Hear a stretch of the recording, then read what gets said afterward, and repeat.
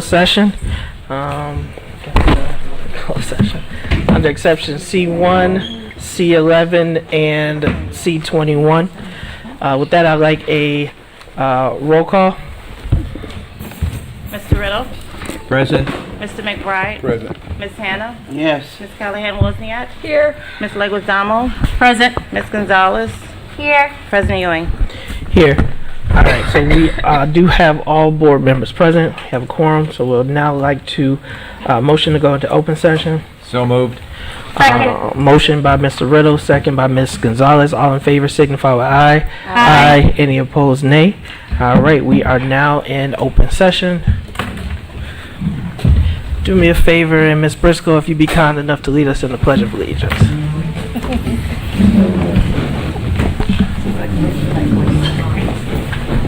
Pledge allegiance to the flag of the United States of America, and to the republic for which it stands, one nation, under God, indivisible, with liberty and justice for all.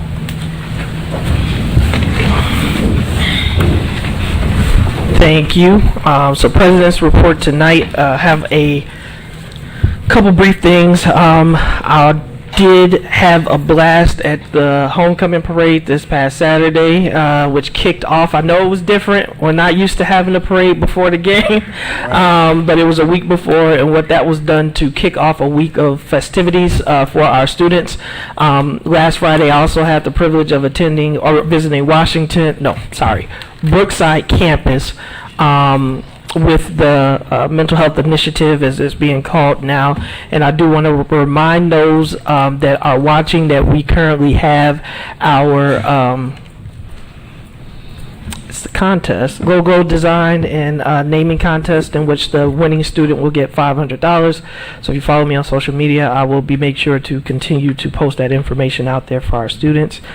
And then unfortunately, I feel like these are getting way too frequent.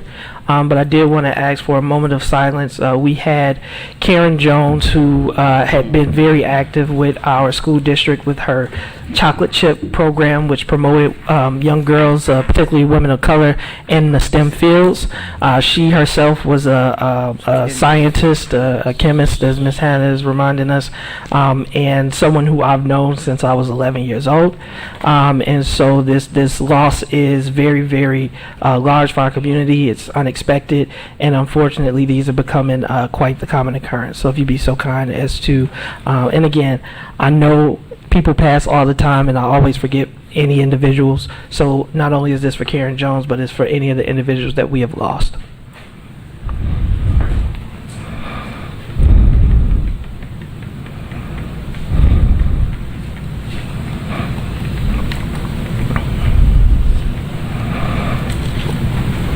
Thank you. With that, go ahead, Ms. Hannah. Can I just say something? Go for it. And I am so hoping that that our programs that Miss Jones conducted for our students don't get pushed to the wayside because she's not here. And I'm sure that there will be conversations, I hope, to make sure that the STEM program stays within the district and continues to help the students. Thank you, Ms. Hannah. I just want to, Mr. Ewing, may I? Yes, go ahead, Mr. McBride. I just want to echo what Ms. Hannah was saying. When I first came to the district, Ms. Jones and Ms. Buckner grabbed me out of the community, and I wouldn't be here today sitting here if it don't be for those two ladies. Yeah. Thank you, Mr. McBride. With that, we got student board member report, item 6B.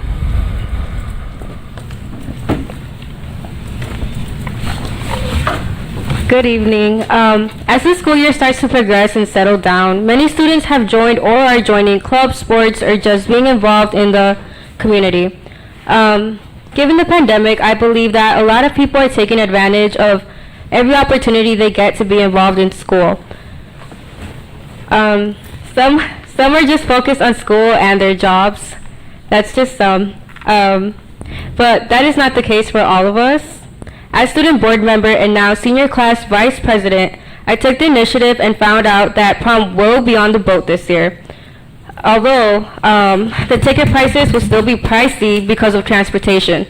I find it unfair for the students who have no time to balance school, extracurriculars, and a job, so rather choose not to work and live their last year of high school moments.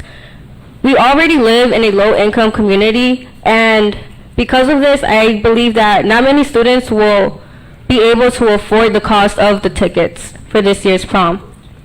Again, robbing us from our high school experiences.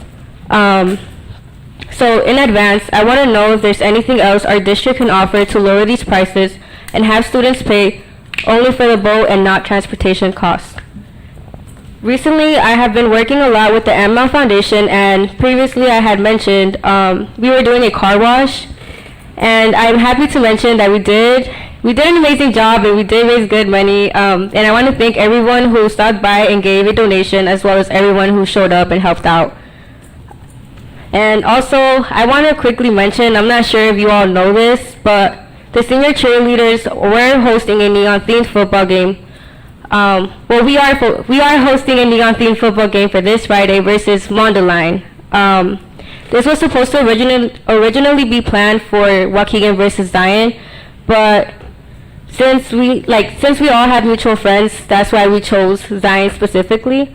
But it was decided that they would change it into a Saturday morning instead of a Friday night. And between us students from both communities, we were really bummed out about it because, again, we wanted to do this together and we were planning it together. So this brings me back to my purpose in the car wash, to demonstrate that we as young leaders can break through the ice and that we can prove that we can work together to bring about change to our communities. Thank you, everyone. We look forward to seeing your support during this homecoming week.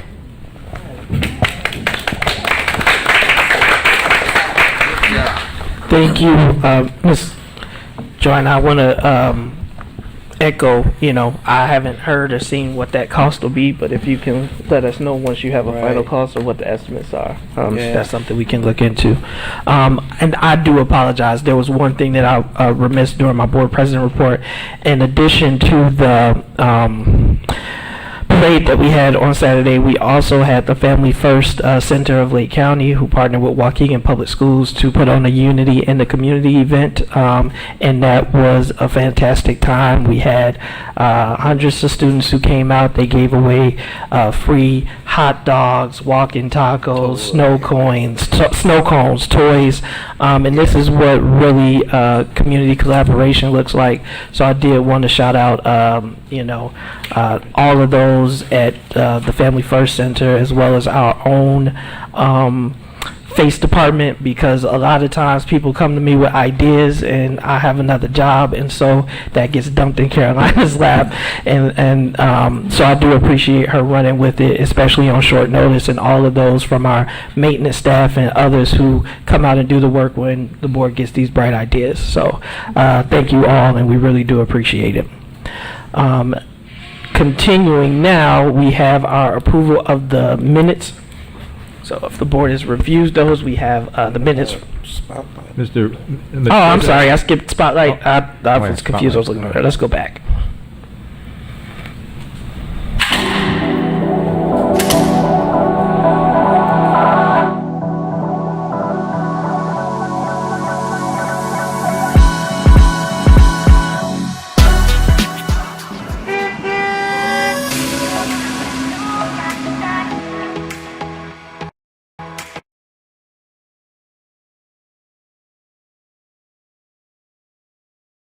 And a sense of building relationships with students across all grade levels. It's 4 houses in our school. Each house has a different meaning. There's a lot of research behind it. Every house hails from a different country. I'm on the red team, so ours is the House of Friendship. Then there's Altruismo, Revere, and Isabindi. We are the House of Courage, and our mascot is a lion, and our house color is green. Here, let me show you. We're the house of givers. We talk about work hard, give hard. So we talk about, not always worrying about ourselves. We have a snake and then a diamond symbol, so the kids, we see each other in the hallway, we can give each other like, diamond shape, or we can go to the snake. The crossed keys represent the keys that open up the gates to friendship. So we have two signs in our house. We have the heart, but we also Talk about work hard, give hard. So we talk about, not always worrying about ourselves. We have a snake and then a diamond symbol, so the kids, we see each other in the hallway, we can give each other like, diamond shape, or we can go to the snake. the crossed keys represent the keys that open up the gates to friendship. Keys represent the keys that open up the gates to friendship. So we have two signs in our house. We have the heart, but we also have the crossed keys. We are mighty. Oh! We are the house of dreamers. Our insignia has a unicorn on it. We're the house of the crescent moon. So we instill the dream, and we know that dreamers are the ones who change the world. Each kid is given a chance to pull out a feather, and whatever color feather you pull out, that's the house system you're in. Every staff member, from the principal down to our guinea pigs who have also picked a feather, everybody is included in a house. The first year we did it for the whole school, and then now it's incoming kindergartens or any new kid that joins the school. Then we do house rallies at the beginning of the year so that they understand what their house is all about.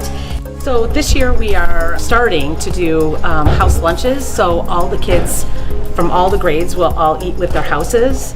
We also have House Point Day, and that's like friendly competition where they talk about teamwork, and they earn points to go toward their house. So you earn points by doing things that have the fine arts aspect. So if they draw, or they take violin lessons, or they play their violin, or yoga, or like dancing, they can earn points with that. And then once a month we calculate all those points, and that's what our boards are. And healthy competition is really important. We talk about how important it is to not only when you win, but if you lose, also to be graceful. Another thing we're doing this year to make sure that all students know who all staff members are and that they can have a relationship with everyone is we're starting a trading card system. The goal of each student is going to be to earn as many trading cards as they can that have staff member pictures and what house they're in, as well as statistics about each staff member. And there'll be trading card days that they can do during their house lunches, and we're going to do different activities, and then the student at the end of the year that collects the most trading cards will win a big prize. Once you're in a house, you're in it for life. So I really become, in my 6 or 7 years, I really truly become Amistad. But I think also there are so many values embedded into the program that then we're teaching students how to live out those values in their everyday life.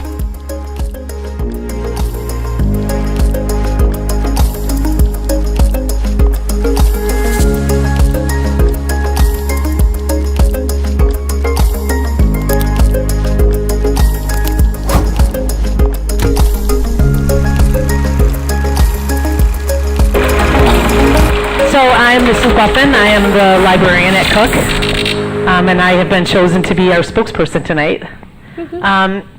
So I brought the sorting sack with me to offer all of you to become part of our houses. So Board of Education, if you guys can go down and line up, we're going to pull a feather. And this is for life. And you have to remember, the house chooses you. You do not choose the house. So you're going to reach into the bag and you're going to take out one feather. Okay, can I ask a question? Sure. Okay, is this concept, is it used for education as well? If in other words, if the students are in the red house, is there a team of the teachers that are with them? The same thing with the blue Yes. and the green? Yes, in fact, that is the really cool part of our Spirit Days, is that we teach them all about the meaning of their house, their crest, their everything about what that each house embodies. Okay. So yeah, so every single adult in our building is part of a house, and so everybody's a teacher. Just because you're with that color doesn't mean that your teacher is your color. Right. Okay. Like I was altruistic, but when I had my classroom, I had all the different houses represented by my students. Okay. So Okay. Yeah, so we've actually had family members, so 3 kids in the family, all 3 kids were in different houses. And you know what? The family just kind of ran with it. They really got into it. They came all out. So this is a really cool thing that Cook does. It was actually brought forth by Ron Clark.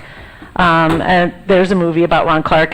He's an amazing educator. He's an amazing coach. And this is his house system. So we kind of picked up on that. We're kind of really hoping to get to Atlanta this summer. Hint, hint. We would love to go be part of his house con. So it's exciting. But we would love for you. Yes?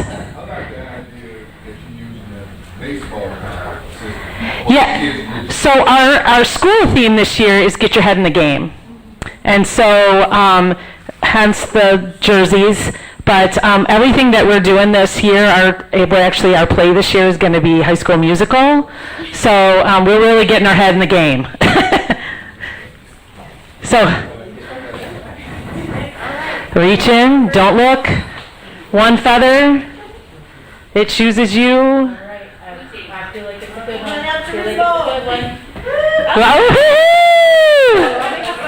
Nope, that's your feather. You gotta keep it. Well. Oh, yeah. All right. Amistad. Friendship. Is Vindy. House of Courage. All right. Come to your house. Hey, all right. Woohoo!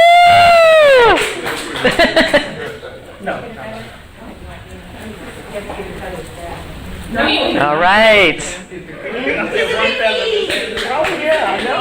Okay, Blue House. Is it going to be a house divided? It's a house divided.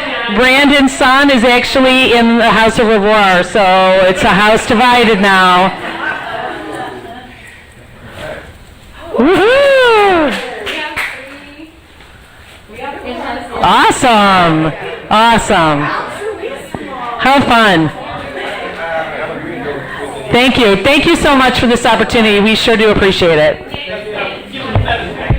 No, those are yours. We need a picture real quick, and then I call it macaroni. Oh, yeah. And she's going to be coming in too? Yeah. That's what I want.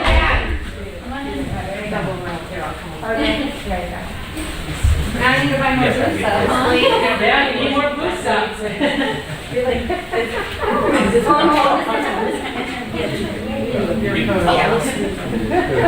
got your feathers, show them off. 3, 1, 2, 3. They're going to be like, what is this about?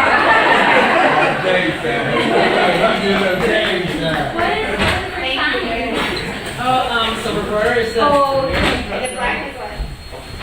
Or the sky.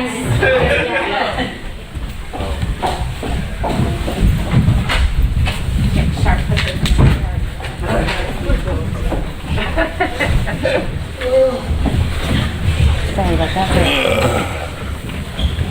All right. So thank you to our Cook staff and for that District 60 on 60. I also want to congratulate our media team. So we took some honors as we have done consistently over the last few years. And so we appreciate the work that they do. And so if we could just take time to recognize our media team who does 60 on 60, who's doing a great job of capturing our schools and telling their stories and doing it in such a cool and unique way. So thank you to our media team.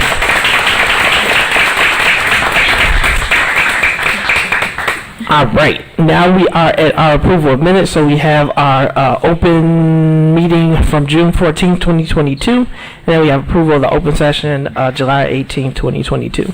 So do we have a motion to approve item 8A? So moved. Motion by Ms. Leguizamo, Second. second by Mr. Riddle. Any comments or questions on the motion? Can we do it as amended? I sent my amendments to As amended, and if you just want to highlight. highlight what the amendment was. There was just a sentence I wanted to rephrase, I think on page 6 or 7, that kind of made it seem like I was claiming a disability, so I just wanted that to be rephrased because that's not what I had meant, but it just read, it should read differently, so I just rephrased. The technical. I amend my motion to approve with the amendments. Second. Second by Mr. Riddle. All in favor signify with aye. Aye. Any opposed, nay. Minutes are approved. Pass. And one pass. Item 8B, approval of minutes of the open session for July 18, 2022. Motion to approve. Motion by Mr. Riddle. Second. Second by Ms. Leguizamo. Any comments, questions, changes to the minutes? All in favor signify with aye. Aye. Any opposed, nay. Minutes are approved. We are now at our time for opportunity for comment. So there was a shine up sheet in back. You will get 3 minutes, which will display on the screens around you. If you need translation services will be provided, and you will receive an additional 3 minutes for a total of 6 to allow for those translation services. We ask that you refrain from mentioning mentioning student and staff names in your remarks. Our first name is Ray Vukovic. Mr. Vukovic, whenever you start speaking, your time will begin. And I'm sorry, I'm not being disrespectful. I'm just grabbing something, but I can't hear you. All right. Good evening.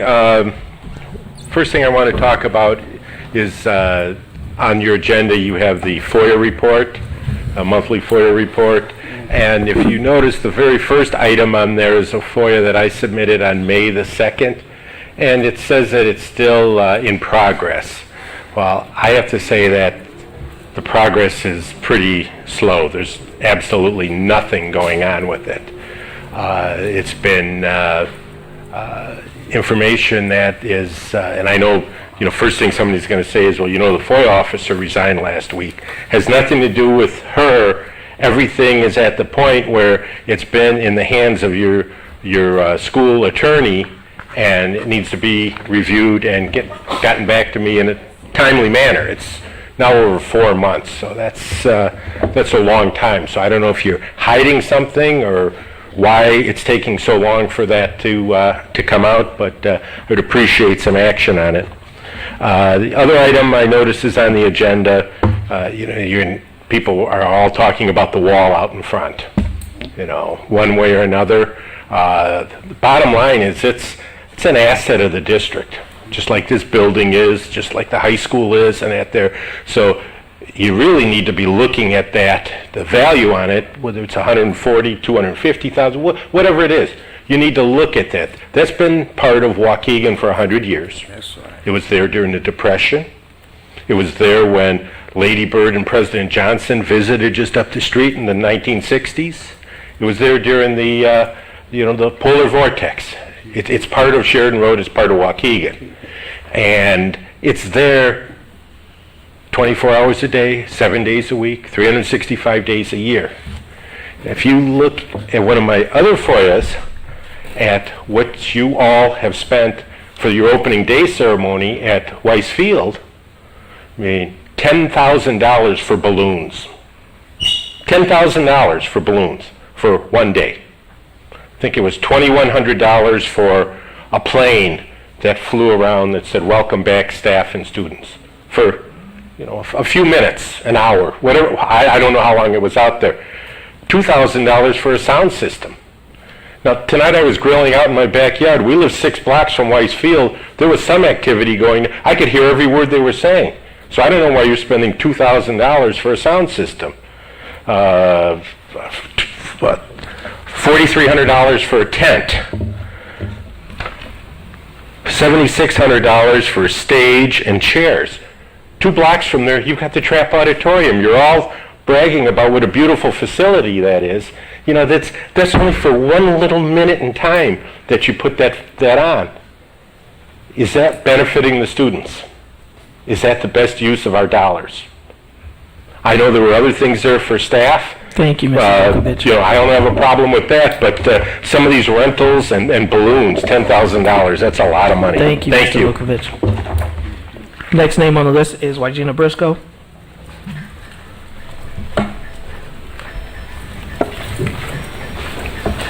Yeah, walking music. All right, Ms. Briscoe, whenever you start speaking, your time will begin. Thank you. Good evening. I was actually coming to talk about Karen Jones, who was a good friend of mine. We both came from the pharmaceutical industry. I appreciate all the comments that have been made in honor of Karen. Not only was she a person who was very passionate about what she did to support the community, but she wanted to empower colored girls in the field of science. That's where we came from, and she strongly believed that this community needed to be educated because we don't have enough black and brown people going into the science area. So for those of you who spoke on behalf of Karen, as her close friend and also a volunteer, I think that the first school that we started the STEM program here in District 60 was Oakdale School. I think that was the first school, and we started out with 4th graders, and it went so well that it ended up going into the 5th graders. So again, thank the district for allowing Karen to come into the district to present the STEM program. Her memorial service is planned for right now, Saturday, but it will be held in Philadelphia. That's where her family's from, and that's where everything will be held. Because she is known in the community, the family is thinking about doing something here at a later date. Second thing I want to talk about, I walk in the community and I stop at schools, and I always stop people and ask them what do they think about the school and things like that. And I just happen to be walking by the Washington campus, and I'm not sure if she was an employee, but I mean a safety person, whatever, but she was an employee of the district. And I always stop African Americans because I want to know what do they think here in the district. And she said, "Oh, Miss Briscoe, I know you. I saw you. I see you at the meetings." And I said, "Oh, great. She says, "But could you do me a favor? Could you maybe come to the school and tell the school, for those of us who are doing a good job, recognize those of us who are doing a good job. Not just the staff, but the students. There are some students and there are staff that are out there that truly support the school." And I told her, you know what, the next time I go to the school board, I am going to say, on behalf of the students and on behalf of the staff that are doing a good job, great job. I promised her I would do it, so I'm doing it. My last comment is that we come up to the podium and we ask questions, and I'm not sure where the questions that we ask are responded to. And I know I come up and I always hear. If I'm not here, I'm watching it, so it's not like just because I'm not here, I don't know what's going on. But I'm curious to know when we come up and we ask questions, where is it being addressed and resolved at? Thank you. Thank you. Thank you, Ms. Briscoe. Next name is Anthony McIntyre.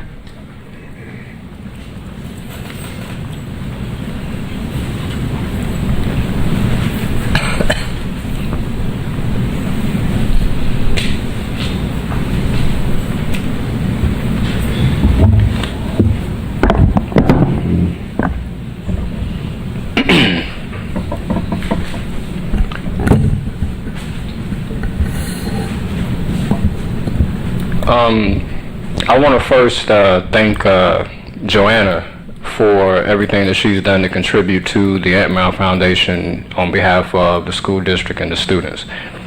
She's doing a great job under the leadership of Daniel Hill Jr., who's the chair of the youth committee. Kudos to Joanna and the rest of the young people. I didn't know if to start with that or the primary reason I wanted to come up here, which was to speak on, I don't want to say on behalf of, but I want to send my condolences to the family of Ms. Karen Johnson Jones, as well as Ms. Lanita Spears Sims. Two wonderful people that have had and still have a great impact on myself and a lot of others. So with that in mind, I also want to speak directly to the African American women in the school district, and I want to apologize to you all of you, wherever you are, because to me, as I look around, I see there are many of you who are stressed behind whatever it is that you're dealing with in the district. And I think there isn't enough protection of you. And I feel bad about it. I do my best, but then again, sometimes our best isn't enough. So I'm going to try and do better. I promise that to every one of you. And I want to say to all of the men in this district, all of the men who are in the streets, who are at home, if you recognize that something isn't right, I'm going to recommend that you do your job as a man and to do better when it comes to supporting these women. There's a process, I'm sure, that they can go through when they have problems in the district, but if we see that they are not being paid attention to, then I think we need to do better to support them. And they need to know it, because in many cases, the stress that they feel, that can lead to high blood pressure, it can lead to heart attacks, it can lead to stroke, it can lead to aneurysms. It's real. You can't see it. And if they don't feel sometimes that they have the support of others around them, we don't know what the impact of it is. How much of that do they just keep inside? I don't know. But I do know that Anthony McIntyre is going to do better. And I challenge every other man who can hear my voice to do the same. That's really all I wanted to say. Thank you. Thank you, Mr. McIntyre. Final name on the list is Clyde Mclemore. And when you start speaking, Mr. McLemore, your time will begin. I want to say this weekend, I think I got about 5 shades darker from the parade and the event. I had a lot of fun. I went all the way back to school this weekend. But it was a lot of fun. I did not walk in the parade. I took the shortcut. I drove around, but I filmed the whole thing. It was really fun out there. Stretch, your family first called me and say, Clyde, we go do this here. We go after the parade. We go set up in the field. I'm out there in the field, and he didn't have no tents. I had to run back to the office to get some tents, so we could be out there in some kind of shade. It was really a good weekend. August 29th, I don't know if y'all heard about it, but Jackson, Mississippi was struck with, they already had a water problem. But on August 29th, the Pearl River flooded over 30 feet. So they don't have no water. Their children can't go to school. We collected a box truck full of water, sent it out on Saturday, and we're going to send out another truck this weekend. So I'm asking that if anybody can join Black Lives Matter and Focus, got to leave Focus, Latoya Howe. She called me and put me up on it, and to assist us to getting some water down to Jackson, Mississippi. That's a 13-hour ride. So if you don't want to give us no water, you go to the GoFundMe and help us with gas and stuff. I got a few flyers that we're doing. Stretches is one of the drop-off points. My office at 2504 Washington Street is a drop-off point. And also my home at 2107 Bethesda Boulevard in Zion is a drop-off point. We really, if you don't know about Jackson, there's 200,000 people there, and 80% of them are black. And can you imagine, no water, can't brush your teeth, can't wash up. The federal government is telling them to take a shower, but don't open your mouth while you're taking a shower. I don't know about you, but I always brush my teeth in the shower. You know what I'm saying? So I got to that's what I do. I would be awkward if I had to take a shower and couldn't open my mouth, Sometimes I just get in the shower, but I can't do that. I'm trying to make fun of it, but I want you to know the seriousness of what's going on. We did this back in 2019 for Flint, Michigan. We had a great turnout. Just asking that we donate some water, donate $5. Thank you. Thank you, Mr. McLemore. Can I say something? Just quick. Briefly, yes, ma'am. Is Black Lives Matters doing anything for the residents in Dixmoor, Illinois? Same issue with water.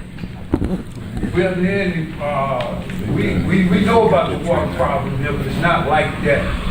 We can. If you call me, Ms. Hannah, I have no problem. I'm not going to call. I'm willing to do anything for the community as far as when we had the pandemic. Thank you, Mr. McLemore. I know Ms. Hannah asked you a question, but if you respond or if you want to reach out to Clyde offline to address what Black Lives Matter is doing locally. All right. We only have one consent item under the operations, which is the items 11A, B, and C. Any board member can ask that any items be voted on separately. Yes. C. So outside of that, I'd like to then a motion to approve items 11A and B. So moved. Motion by Mr. Riddle. Second. Second by Ms. Gonzalez. Any comments or questions on the motion? Roll call vote, please. Mr. Riddle? Yes. Mr. McBride? Yes. Ms. Hannah? Yes. Ms. Callahan-Wozniak? Yes. Ms. Leguizamo? Yes. Ms. Gonzalez? Yes. President Ewing? Yes. Item approved. Motion carries. We now have item 11C, which is the Crisis Intervention and Safety Department. I'm sorry, I want to read these into the record. Thank you, Ms. Vanderbroek. 11A, approval of board resolution, annual waiver of facilities use fees for nonprofits. And 11B, approval of mechanical improvements at John Lewis and Miguel Juarez Middle Schools. All right, now we are at 11C, Crisis Intervention and Safety Department Courtesy Officer. Oh, you got to read the recommended action, Superintendent. It is a recommendation of the administration that the Board of Education authorizes the superintendent to approve the hiring of one additional courtesy officer at the Lincoln Center building. So moved. Second. Have a motion by Ms. Leguizamo, second by Mr. Riddle. Any comments or questions on the motion? I had a question. Did that question about answering phones get answered? Go ahead, Miss. I see Deputy Moden in the back.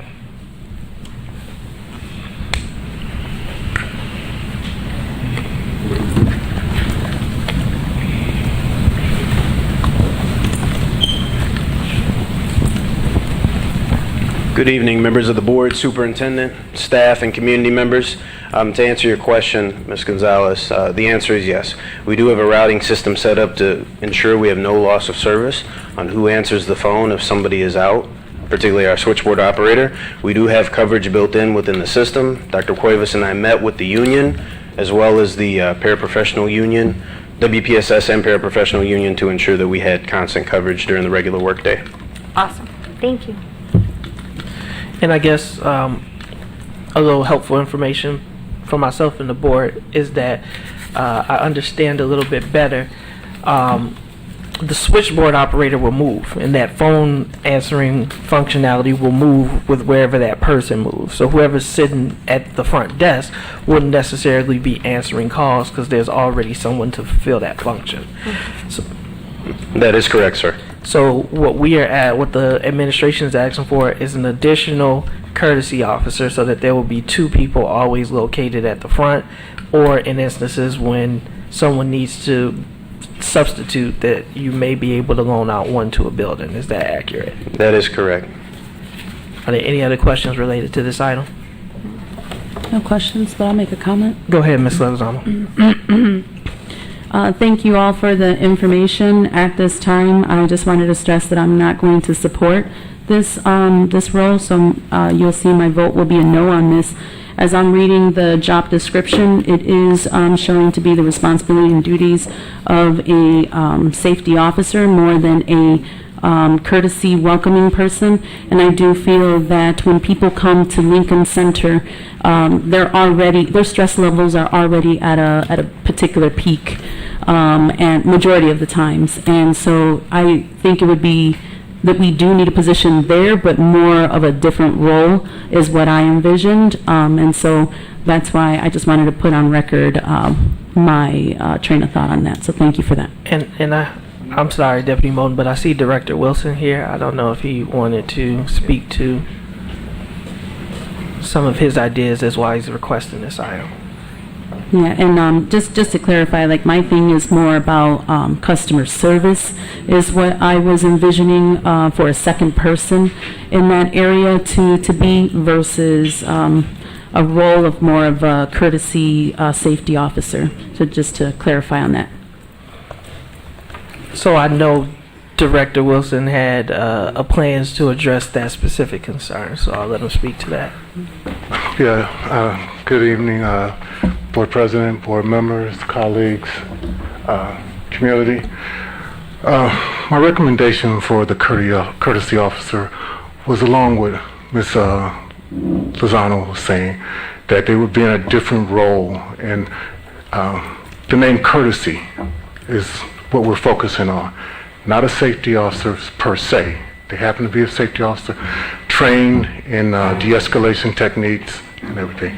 But it gives us better continuity to provide security for the building and better direction. And we can direct on, focus on the courtesy and how we treat customers coming in there. Related to specific PD related to personnel and customer service. I know that was a concern. Say again? Concern related to customer service. I know that you provide PD and training around it specific to this role. Is that accurate? Yes, yes.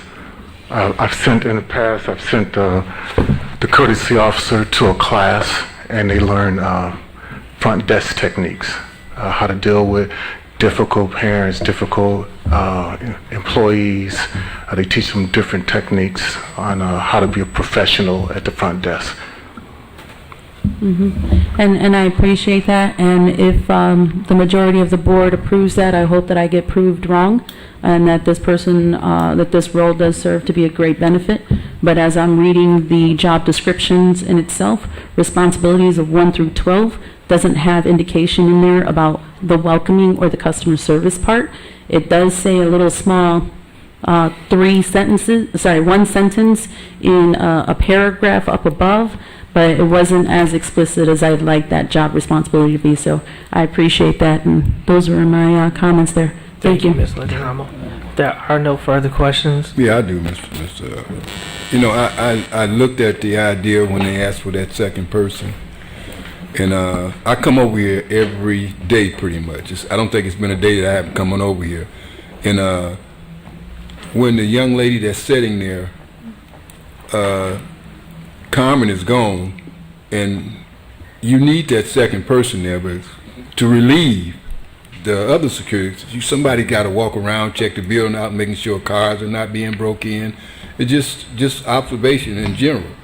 So you have to have that second person there. Then not only that, any human being, I'm just say, you don't necessarily have to go to school for etiquette or how to be courteous when people come in here.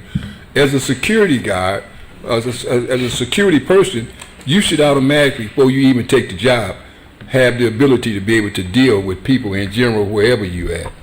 So just because of the fact that that second person helps relieve the person that's taking, I think, photo IDs when they come in, and somebody has to be there to help watch what's going on up front. So I looked at the whole situation, so I can see where that second person is needed. And I understand where you're coming from a courtesy standpoint, but I would say any human being, I don't care who you are, whether you're in the high school, whether you're in the Lincoln Center, you should be respectful and be able to know how to treat people when they come in the door. And I don't think it's a such class on how to be nice.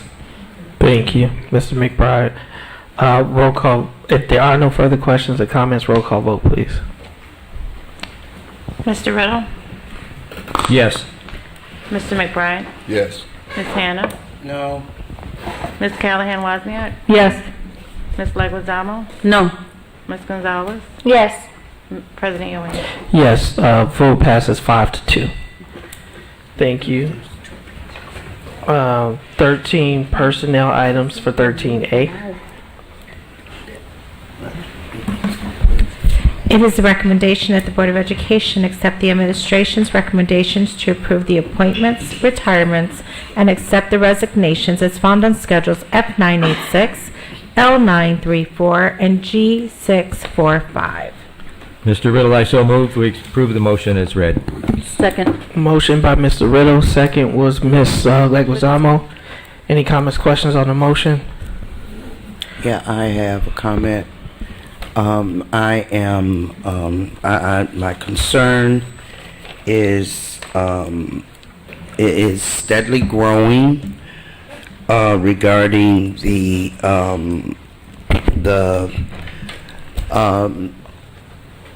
personnel, staff, teachers that are leaving our school district. And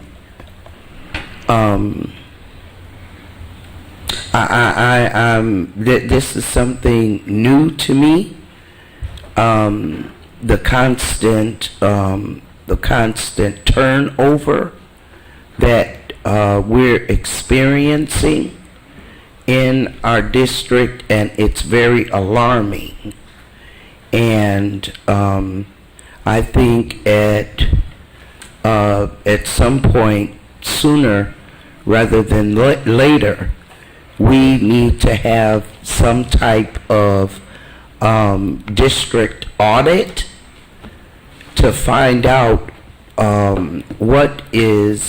how our district is performing.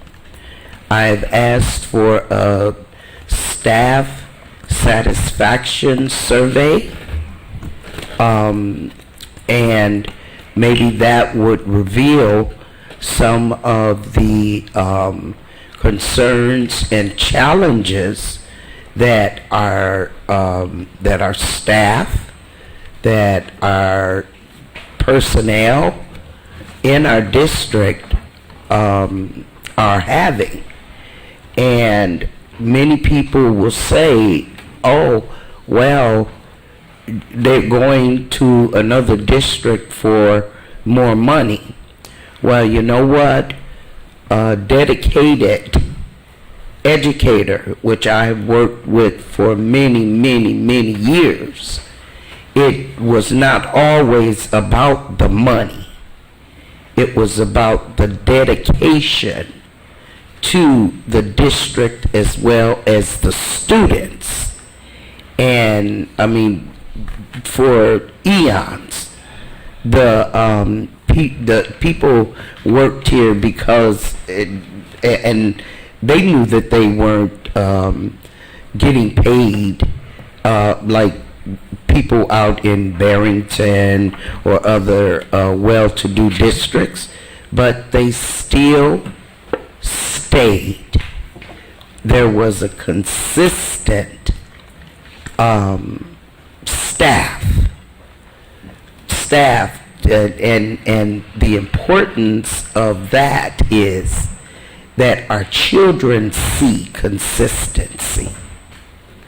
And I think it's time for the board to do a staff satisfaction survey, as well as a district performance assessment, so that we can kind of get under control this revolving door that has become commonplace in our school district. And so I'm hoping that this does not fall on deaf ears, that it is not swept under the rug, put up on the shelf, but taken seriously, because we cannot continue to run efficiently and effectively this 300 plus million organization at the juncture where we are. Thank you. Thank you, Ms. Hannah. Are there any other comments or questions related to the motion? Well, I've got one comment, and I kind of understand where Ms. Hannah coming from, not from a morale standpoint. I think And I'm sorry, Jeff, if you can just a little bit on the microphone so they can hear you on the... I kind of understand where Ms. Hannah is coming from, just from a morale standpoint. I just think to get a better assessment as opposed to how well we are doing, who can really tell us that is the staff themselves. And I just think that maybe we could put something out there and ask the staff, what could we be doing better, and what is it that you think that the dislikes are? Just to get a feel for the staff that we have here, how they feel about us, are we doing our job? They'll tell us if we can get that assessment out there without it being what's the word? Without it being monitored. I mean, where they can really be honest with us. So that makes sense to me. I mean, if you can get it out there where to be just where they wouldn't feel threatened and to see what they really feel, because I think it's a need for us to know where they're really coming from and how they feel about the district. Isn't that the 5 essentials? I have a comment too. Ms. Gonzalez? Yeah, really quickly, because I don't want to dismiss anything that has already been said, because I think we all understand that teacher shortages have impacted several school districts nationwide. And all of us, I think, have always pushed for increasing our salaries and understanding that they need to be paid more. But I think that this is something to put in a greater context. Like nationally, we have not funded public education the way that we need to. And I think that that's a conversation that we need to be pushing at all levels of government, not just us, because we do a lot with what we have. But I think to the point of all of our new hires and those veteran teachers who we are seeking to retain, I did ask Mr. Figueroa to give us a retention report so that we know how long people are staying in district. But I also want to say, speaking to teachers who may be watching, I think it's really important to know that our teachers are not martyrs. If they want to stay in the district with us, they can stay. I would love more of them to stay. But if they find other opportunities, if they're starting families and want to be stay-at-home parents, they have every right to do so, and that's why we're losing a lot of them as well. I'm trying to kind of also understand it from that perspective as well. But it is a really hard issue right now that we're dealing with. So,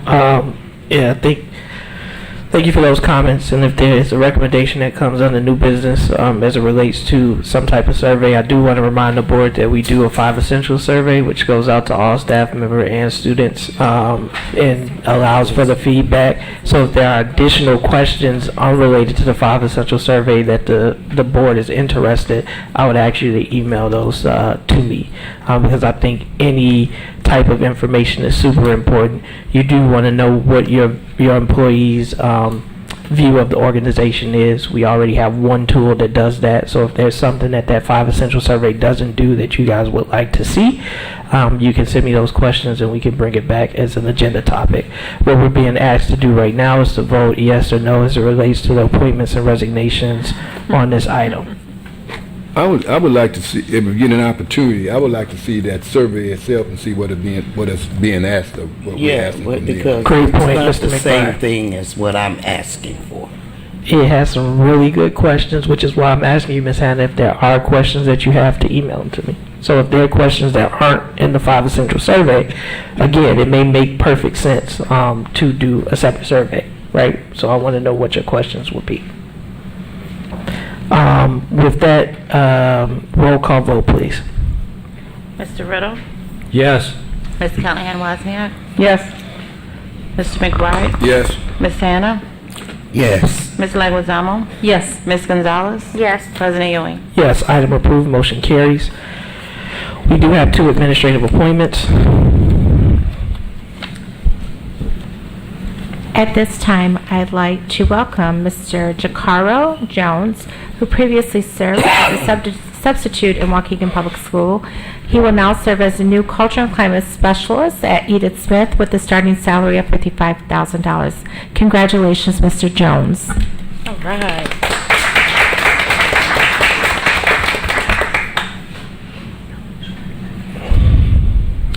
Our next appointment is Anthony Romanelli, who previously served as a curriculum writer, content coordinator in McHenry, Illinois. He will now serve as the academic chair of English at the Washington campus with a starting salary of $90,000. Congratulations, Mr. Romanelli.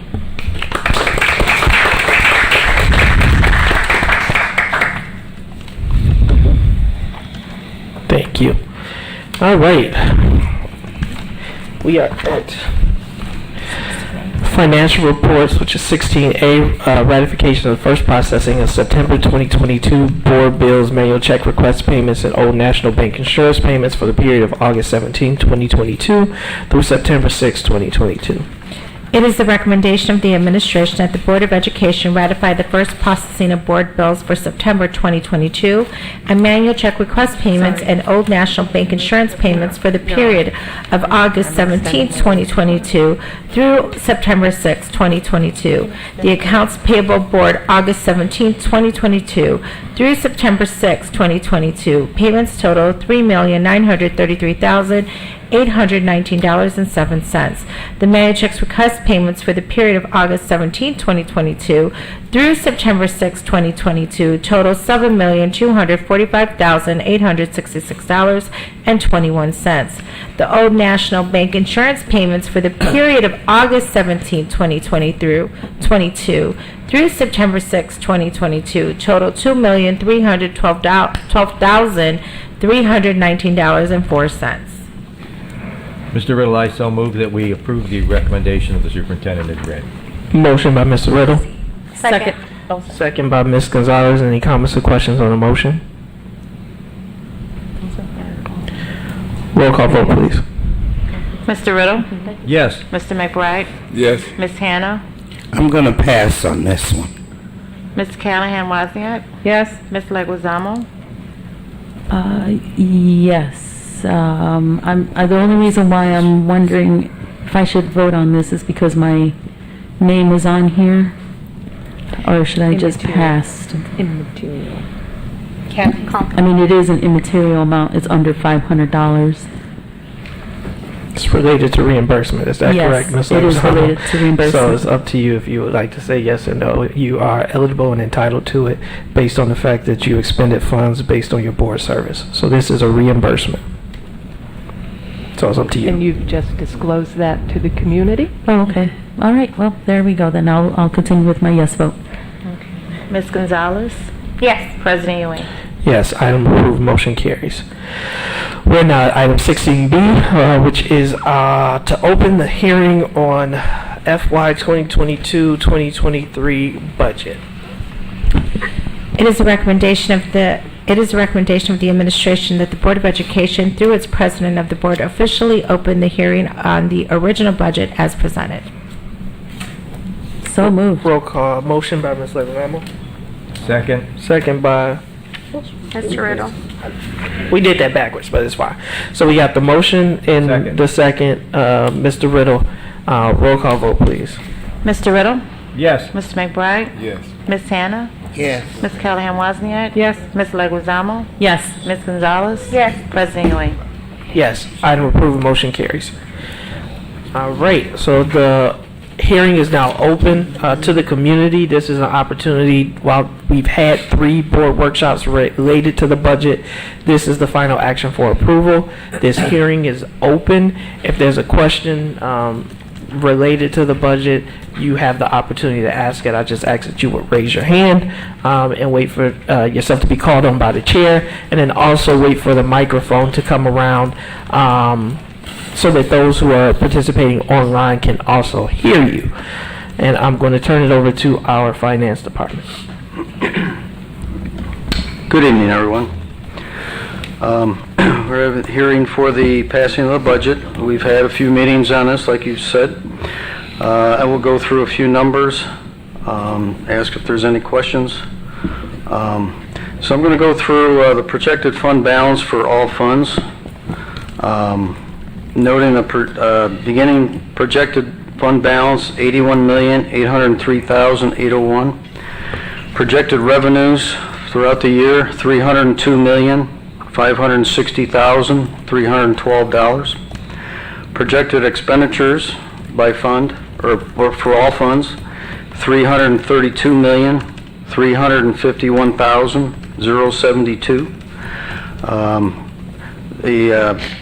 Resulting in a projected deficit for the year of $29,790,760. This would bring our projected ending fund balance as of June 30th, 2023 from $81,803,801 down to $52,013,041.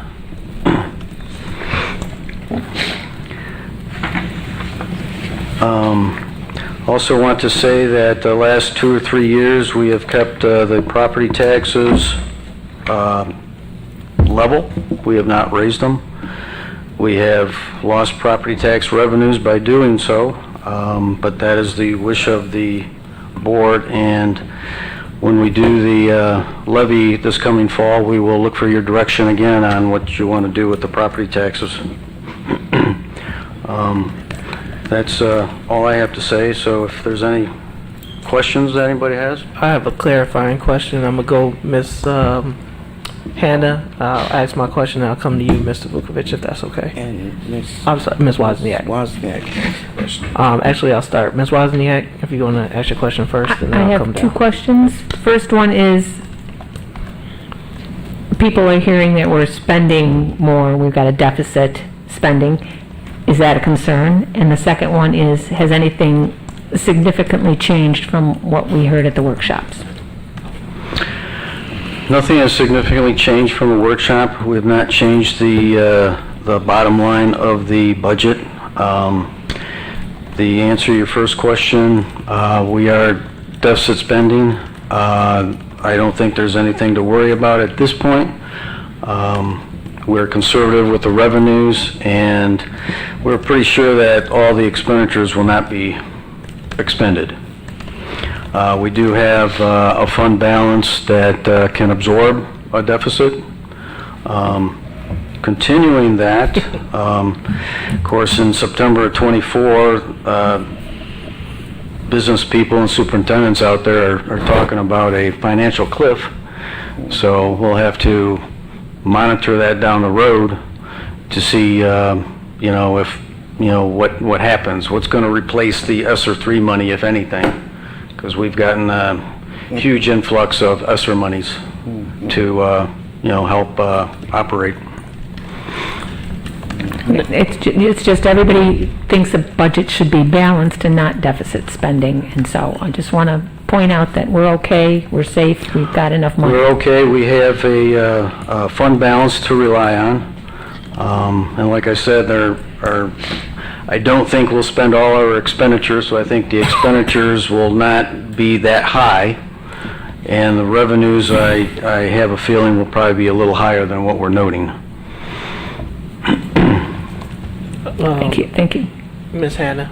I am, and I'm sorry I didn't ask this during the development of of the budget, right? But our clubs at the schools, and one that really comes to mind is the high school, the Walk Dogs.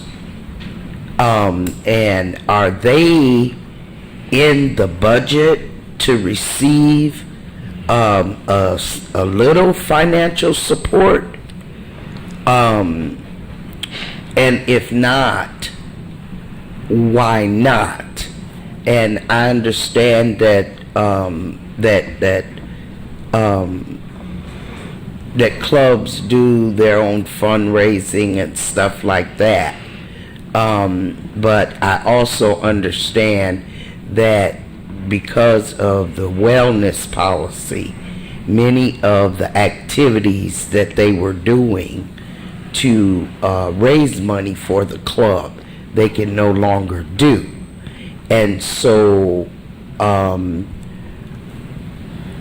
we providing our clubs with money and to support the activities and ultimately the students that participate in the different clubs? We normally don't budget for student activities, clubs. We do have, on the board side, we do have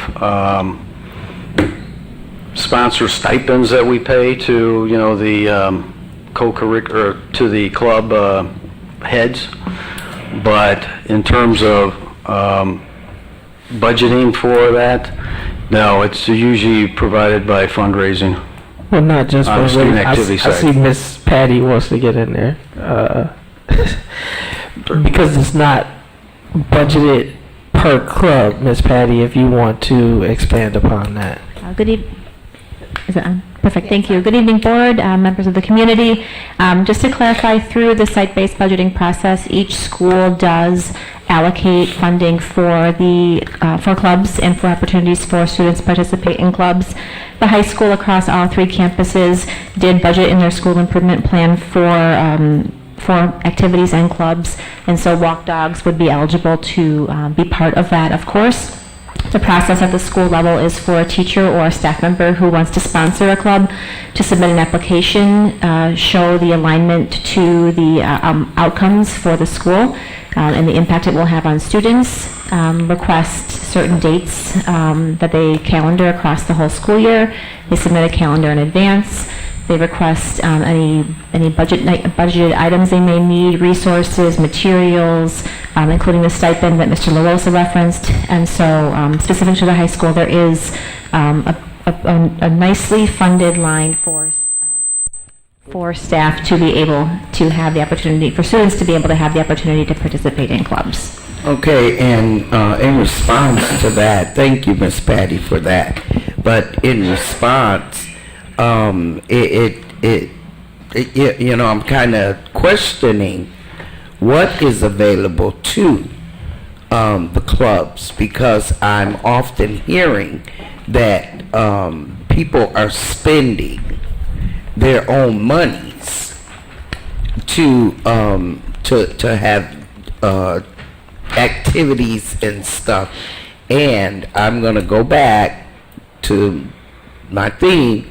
With all this ESSER money, and it was set aside or allocated from the government for the for social emotional learning, all of that stuff for our students, and we have the money to give them.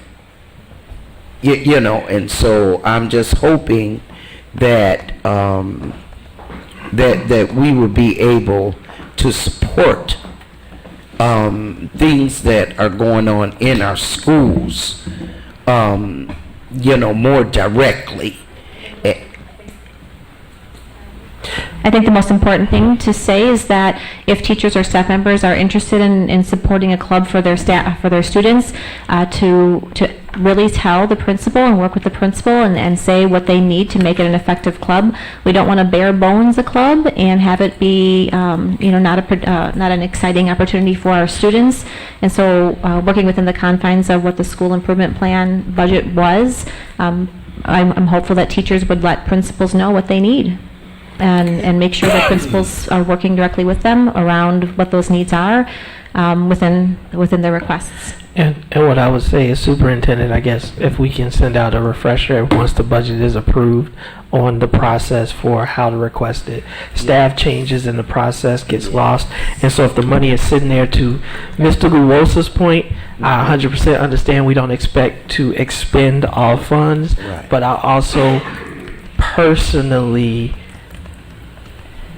and I will, disappointed is a strong word, but it's an accurate one, in that with the amount of learning loss that we know that we are experiencing, that funds that we allocated as a board were not expended. And I get everything related to that, staffing, tutoring, but while we have the money and while we have the need, if we can make sure that those dollars are put to use.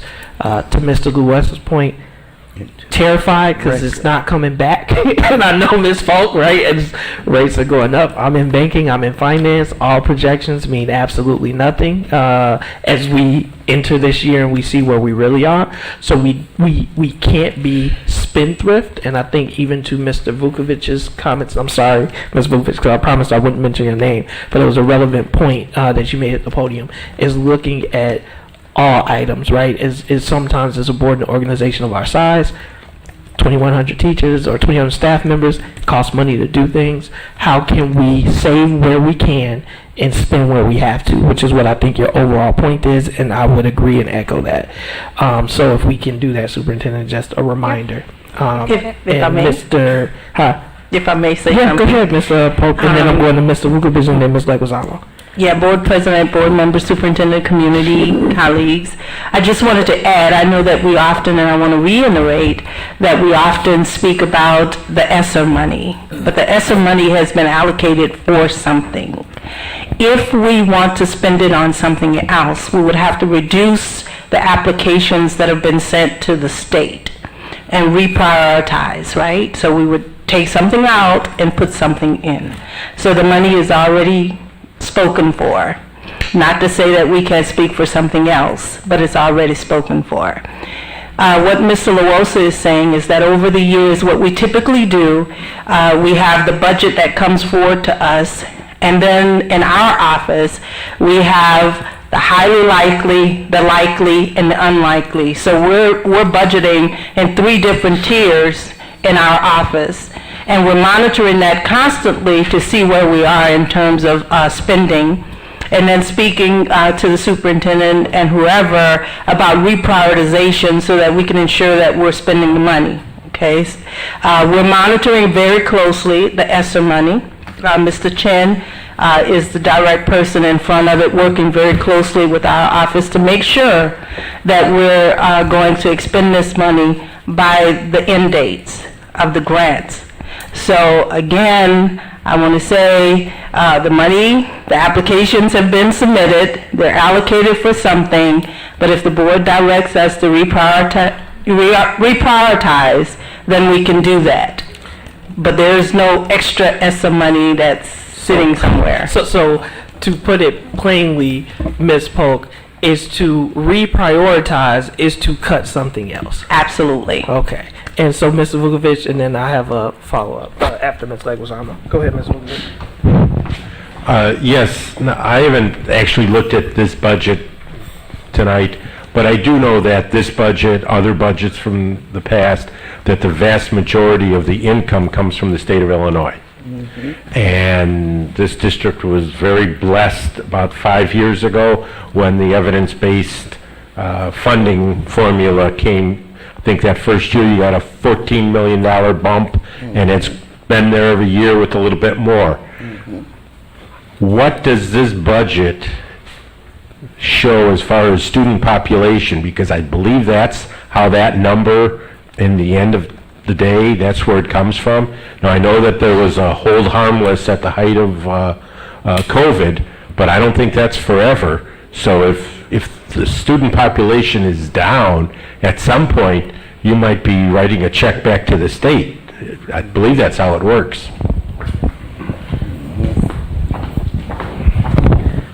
That's a very good question, because actually I had that question this morning. I was on a conference with LUDA, with other CFOs, and so the question that I ask is, how is our enrollment going to affect our evidence-based funding? And the response that I got was that we have to look at other districts across the state are also, their enrollment is also declining. And so we probably will remain at a tier 1. And so our funding level, and I have my back to you, I'm sorry, but our funding will probably remain the same. This year and last year, it was level. And so we didn't have an impact on any reduction in enrollment. So that's really a good question, because I had that concern as well. Ms. Leguizamo.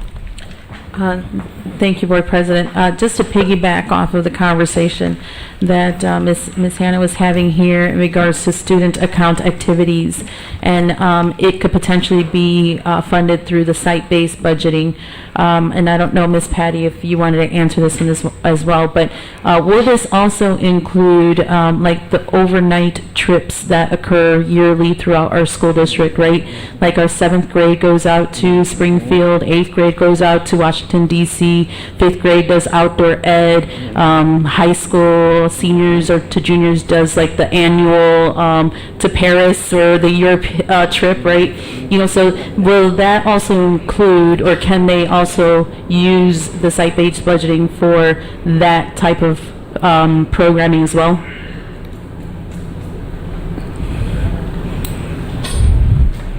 And I'm also thinking for our music department that goes every year to either New York or Florida, just a whole bunch of them. They happen every year though. JROTC. Yeah. JROTC. Schools do have the opportunity to budget for field trips. Typically, we do try to balance having some portion paid by families or parents, as well as some portion paid by the school to decrease the cost that's on the shoulders of our families. And so it is a balance.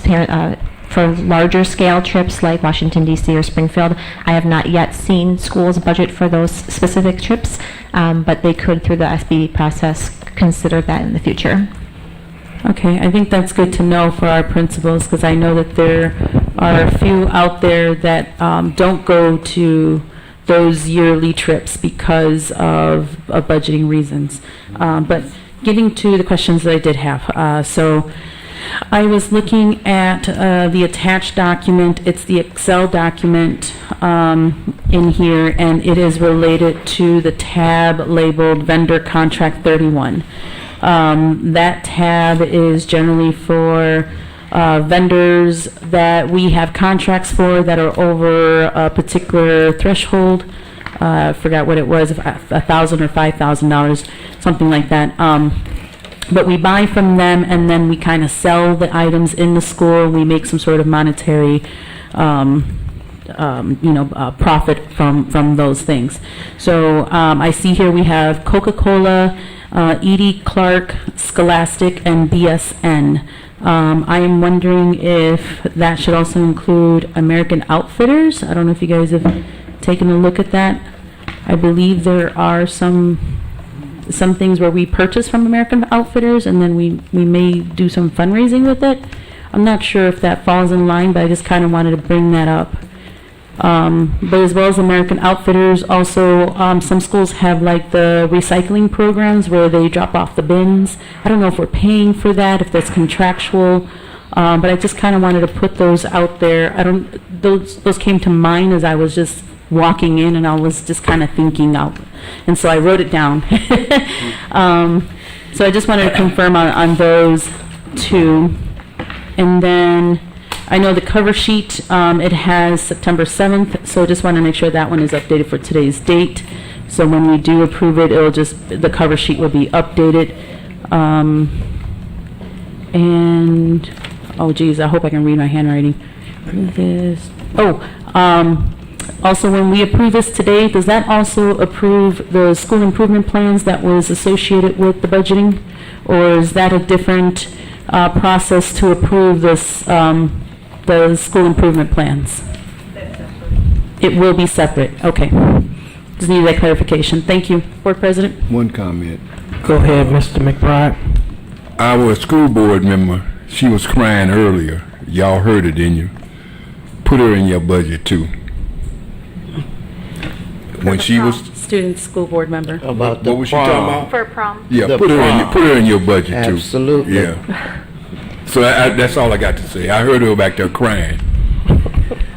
Well, that's all I got to say. Yeah, I hope we can do. I have one other issue about. Go ahead, Ms. Hannah.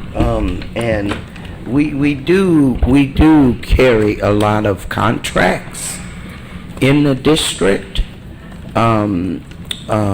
Contracts that equate to money, and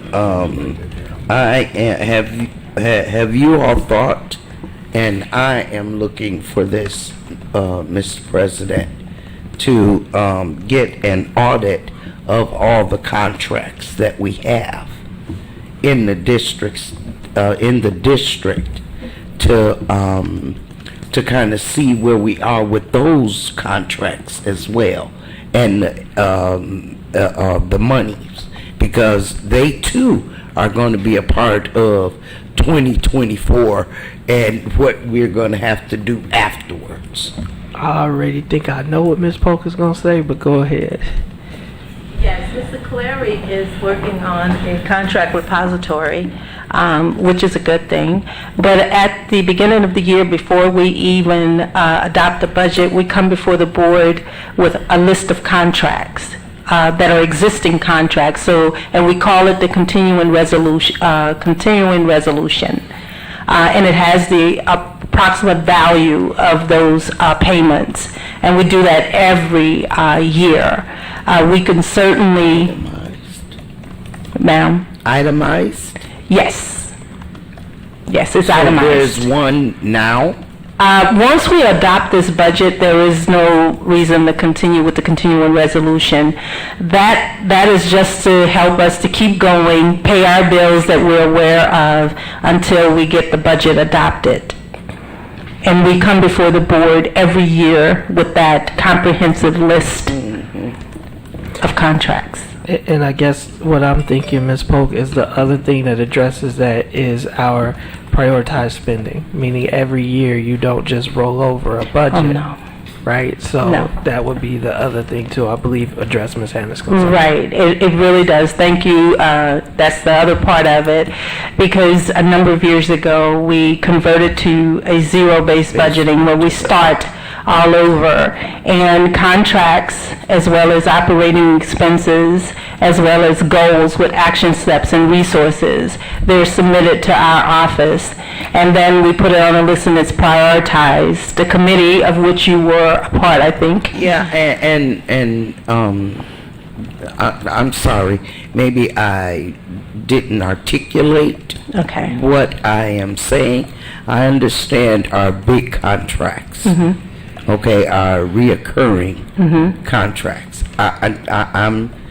I'm not talking about those contracts. Okay. I'm talking about those the other contracts that we acquire through a school year. A one time? They may be one time, right? But they are for a duration of time. Okay, and so I'm I already know about the NRP,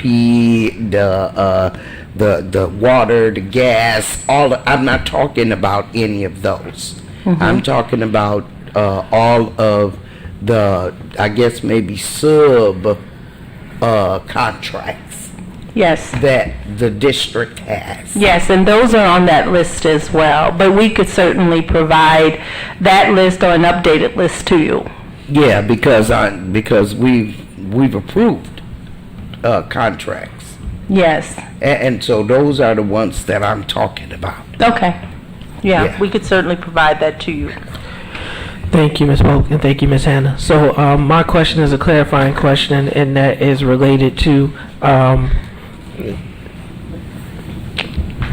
does this budget include an anticipated tax increase?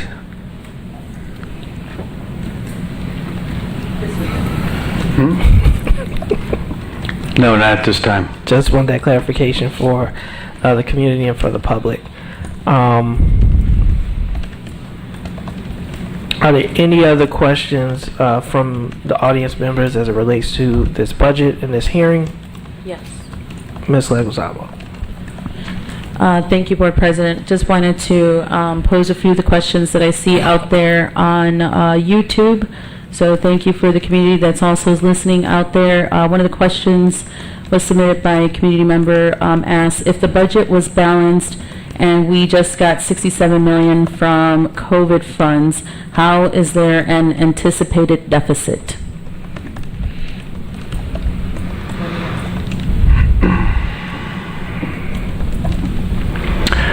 Like I said, we are a little conservative on the revenues, and we realize that not all expenditures will be expended.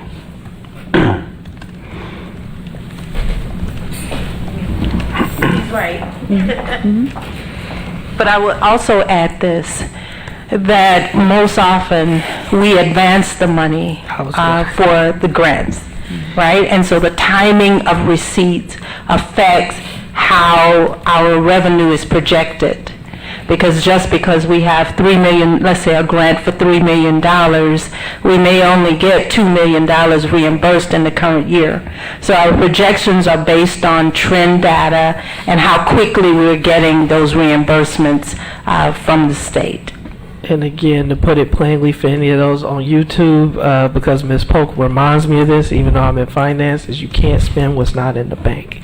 And she is watching what is the actual money. Because you can tell us that we get $63 million. Did the district receive a check for $63 million, Ms. Polk? No, I'm asking you because I know some people. No. You gotta say it. So again, that is those, and people don't necessarily know how the process works. It's our job to educate them, and the state just said there's going to be all this R3 money, so this was a grant. So community organizations were awarded this money, but they don't actually have that money in the bank. And so we have to make sure that people understand is that although that money has been set aside for the district, we have to, with Mr. Chin, if that's correct, right, we go through and they approve the budget and they reimburse. Yes. Okay. Absolutely. Thank you. Any other questions that you wanted to ask Ms. Leguizamo? Nothing that I see on YouTube. Thank you. Mr. Riddle, final question. Board President, I just wanted to clarify just one last time with Ms. Polk. You're still estimating a closing fund balance of 72.5 million, right? 72.5 million. 52. So that would cover any deficit. And we always have ended with a positive balance, correct? We always have we have ended with a positive fund balance in our operating funds and across all of the funds. Correct. We have to remember, and I want to call that to everyone's attention, that there is a historical deficit that's in the capital projects fund. Even though you don't see that negative, there's a $4.8 million deficit that's masked in that fund, and that predates all of us that are probably in the room, with the exception of maybe Brian, right? So we know that that's there. And I was asked by someone earlier today, do you intend to pay that off? And my response was, not right now. Because $5 million to take it out of the education fund to pay a historical debt might not be the wise thing to do. So we know it's there. We know that even if we go negative in capital projects, it's not because of this year or last year. It's because it's been there for years. So I needed to mention that. Yes. Thank you. All right. Thank you, Mr. Riddle. Thank you, community members and those who are participating remotely. With that, I would now like to, do we have a motion to close the hearing on the budget? I motion. Second. Motion by Ms. Gonzalez. Second, I heard was Ms. Wozniak. If you could read the recommended action. For the adoption? The closing. It is recommended that it is a recommendation of the administration that the Board of Education, through its president of the board, officially close the hearing of the original budget as presented. All right. I make a motion. We got a motion in a second. Oh, I'm sorry. okay. Thank you, though. Roll call, please. Mr. Riddle? Yes. Mr. McBride? Yes. Ms. Hannah? Yes. Ms. Callahan Wozniak? Yes. Ms. Leguizamo? Yes. Ms. Gonzalez? Yes. President Ewing? All right, thank you. Yes, budget hearing is closed. Now we have item D, adoption of FY 2022-2023 original budget. Superintendent, if you can read the recommended action. It is a recommendation of the administration that the Board of Education approve the fiscal year 2022 through 2023 original budget as presented on the official Illinois State Board of Education ISB document, which are summarized on the attachment for ease in review. So moved. Second. Motion by Mr. Riddle, second was Ms. Leguizamo. Any comments or questions on the motion? Roll call vote, please. Mr. Riddle? Yes. Mr. McBride? Yes. Ms. Hannah? Yes. Ms. Kellyanne Wozniak? Yes. Ms. Leguizamo? Yes. Ms. Gonzalez? Yes. President Ewing? Yes, item approved, motion carries. All right, we got a budget. Thank you, Ms. Polk, and to the entire finance team for your hard work as usual. We have reports as a Board of Ed is 8:38, so please be mindful. 17A committee reports. Are there any committee reports at this time? I would just mention, Board President, that on August 31st, the Capital Improvement Committee met, and we are continuing to meet for the next few weeks to bring motions of projected capital improvements to the board. The Equity Advisory Council is going to meet tomorrow after not convening for the summer.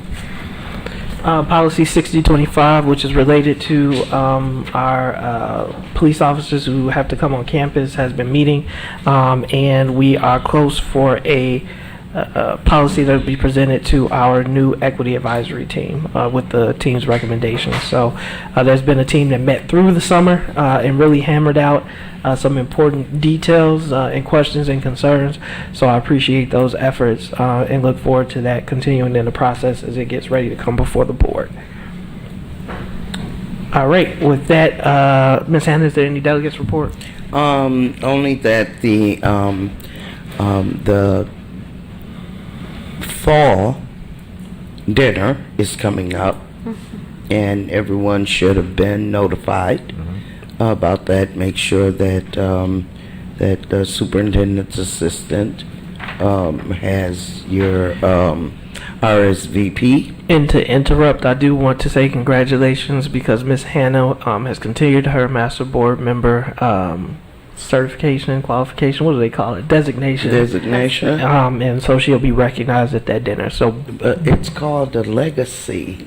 They're giving me the legacy. Which is awesome. So I'm hoping that the board, one, because it is important and they go over very much valuable information at the meeting as far as the status of education throughout Illinois, but also if we can be there in support of our fellow board member, Ms. Hannah, as she receives this recognition.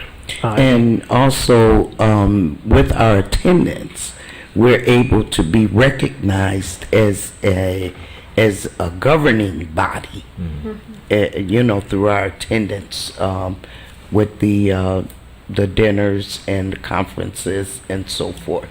And I certainly would love for us to be one of the schools that receives that award this year at Triple I. I wouldn't think it's going to be. We probably missed it due to attendance, so we'd have to try for spring. Okay. But yes, but again, it's because you have to attend the dinners and attend the conference, which we do, and so depending on what the last year's attendance was, is how you go up for that designation to make sure that you're participating in continuing education, as Ms. Hannah and many of us have done through the IASB meetings, and they have a lot of remote meetings now. They've adopted Webinars. Zoom. Yep, so seminars, webinars that will help you in your board membership. So thank you, Ms. Hannah. Next up is the superintendent's report, item 17C. At this time, I'd like to call Dr. Cesario and Dr. Bublitz.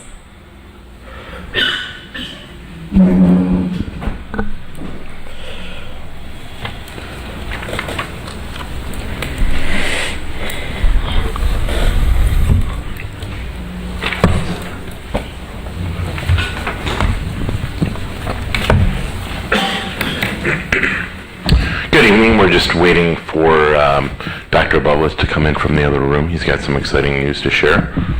Can't we go back to the first slide? Yeah, we'll wait for Dr. Bublitz.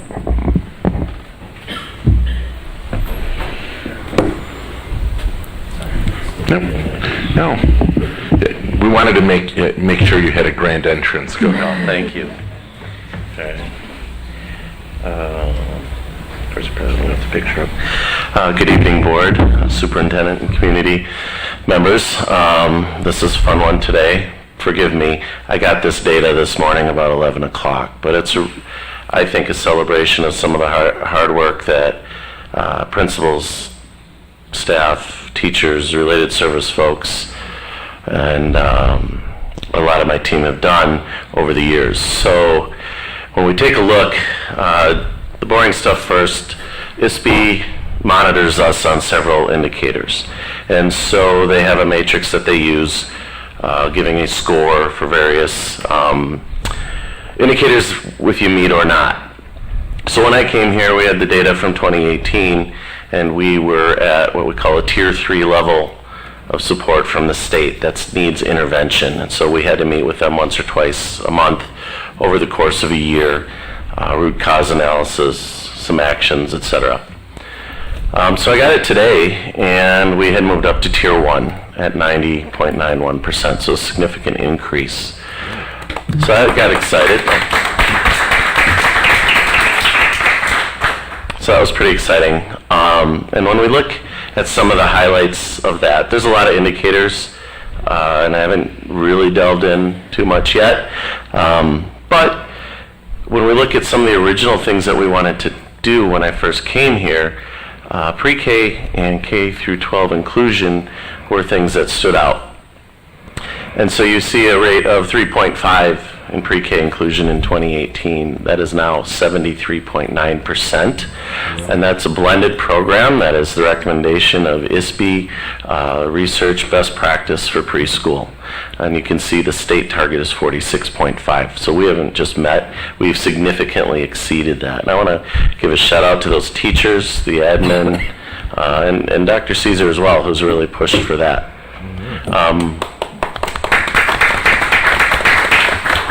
The other piece of inclusion, which has really been a lot of the goals that we've been working on as a department, is 80% or more of a student's day in Gen Ed if they have an IEP. And that's kind of the federal guideline for inclusive practice.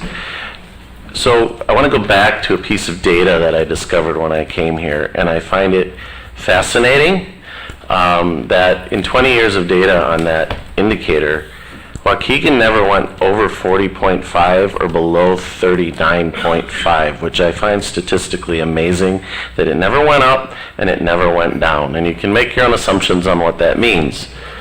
So that was a goal to try to get that up to the state target, which actually was 58% then. So I think it's also important to notice the state target is trending down, 52.9, but we now have raised it 9% to 49.70%. And that's a really incredible change. And one that surprised me, I was talking to Miss Patty, she wasn't surprised, but I hadn't been following it closely enough. So the graduation rate has gone up about 25% since 2018 for students with IEPs. And we might look at what that means, but we're ahead of the state target, so that's a positive. But if you look 18, 19, 20, our favorite year, 21, it went up every year. So it's not a statistical anomaly, it's not COVID, it's been consistently climbing. So these are just a few of the things that we're celebrating with this. I haven't even told my team yet because I just got it. And the superintendent asked me to present tonight, and I think it's important. Sometimes our stats aren't great. And we are working really hard, everybody, not DL, but everybody working hard for student growth. And there's a lot of work to do. These are just inclusion numbers and graduation numbers, which is a great one. But we got to talk about growth, but that will come. The research says that'll come. We got one more. So how did we get here? I think first and foremost, a bunch of people who believed and worked. Those staff, meaning all the staff, teachers, paraprofessionals, secretaries, related service folks, those principals that help to make it happen in the building, and our DL specialists and MTS specialists and others. But our DL specialists who are on the front line supporting those people, yeah, they hear it from me and Dave and Dr. Caesar, but they're the ones who take that message and get it out there. So they did the hard work. Just a few things, because I could list a ton, but We've continued to increase SEL learning, social emotional learning. We've talked about that here a lot. One of the important pieces is the best framework for students with IEPs and behavior intervention plans. I can tell you, we don't have a lot of kids in that room at Washington campus, but of the two that, well, there's 3 now, but of the 2, give the credit to Washington Elementary. Those kids are being pushed out into general ed when they were looking at going to a therapeutic day school a year ago. That's amazing. Continuing collaboration for MTSS to get kids what they need when they need it, so they don't necessarily need an IEP, and a lot of different professional development, co-teaching. We've increased and made more relevant PD for paraprofessionals, and we work with them to hear their voice again. IEP writing, of course, that never stops. And obviously with those changes in pre-K, we've done a lot of in-district inclusive practice. Early choices from the state. Brought in Aaron Barton from Vanderbilt, Preschool Inclusion Toolbox co-author. So thank you all. Everybody's working really hard for these numbers, and I look forward to delving deeper. Ms. Anna? Could you give me some examples of social emotional learning? Sure. I think when we talk about it, the biggest bang for our buck is tier 1, meaning in the classroom learning. So when we talk about something like second step, where it's embedded within the classroom, and so those lessons come overall. So students learn how to regulate, how to work together. They may, based on data or student, when it's best, when students refer as to what they may need, right? So maybe there's gossiping or bullying. We can use that in a classroom, and that might be supported by a social worker or psychologist or MTSS specialist who helps the teachers learn how to do that, or supports them, or gives them additional support. We have, as you know, Asian Human Services is one way. We have BAM and WOW. We could have social groups, call them SAGs, SAIG, where we use our data, Panorama, et cetera, to target, could be individual students if it's more severe, or perhaps targeted groups, anger management, organization, executive function, things like that. And those are done through MTSS and PBIS. At a higher level, counselors, psychologists, and social workers may work at a higher level, like say tier 3, which would be individual or very, very small groups if they have the same type of problems or concerns, where we don't want people airing their trauma or emotional needs in a larger group. We do have that ability, in addition to AHS and BAM-WOW, to have our social workers, psychologists, and counselors to help support our staff, among others. MTSS counselors can support as well to some extent, although they're not necessarily counselors like social workers. And then the IEP support. So those can be done both with a gen ed, they can be done with a 504, that's a medical disability, and they can be done with an IEP service.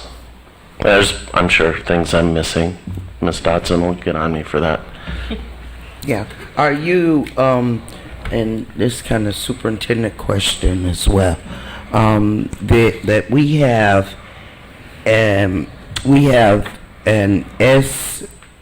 SEL hub here in Lake County through our Regional Office of Education? I'm not familiar with that particular one, but I know that ROE does provide a lot of different services. Right. Yeah. So through our MTSS, Stephanie Jakimzik has in teaching and learning, our Department of Teaching and Learning is partnered with ROE.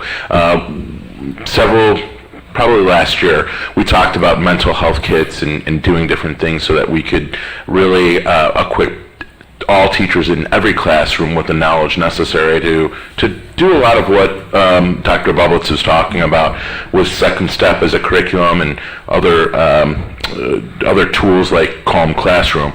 But we are right now involved with that hub with ROE and collaborating with other districts through ROE. Mm-hmm. Okay. I have 2 questions. Go ahead, Greg. So So at this rate, and looking at our previous ESSA designations, it had showed that majority of our middle schools, I believe it's actually all middle schools, had underperforming student groups as the students in our diverse learners department. Do you feel that in the coming years that we're going to start seeing that student group drop off from underperforming student group? So for the subgroup for diverse learners, yes, that's a function of some of the work we're doing, focusing hard on Tier 1 and core instruction, not just intervention through IEP. I'm not going to bore you with lists of research. The research is very strong that when you do give kids access to core curriculum and instruction in the gen ed, when they are with their peers for behavior, functioning, speech, they do improve. That doesn't mean you can just put them there. Cannot just do that. It does take teaching strategies. It does take using quality differentiation, accommodation, modifications, tech. And that's not just for DL, it's good for all kids. But I do expect as we do this work, and I'm collaborating with teaching and learning and EL and others, to make sure that we're covering that kind of that universal piece of how are we going to support all our students. For example, DL is taking charge in helping in the curriculum maps to provide resources for differentiation. Mainly we're going to use through the Universal Design for Learning Guidelines. So that's one way to access education for all students. That's just one way. But I do expect that there should be growth. And when I could go on, but I will bore you if you want to talk later. That's good stuff. And just a second question here.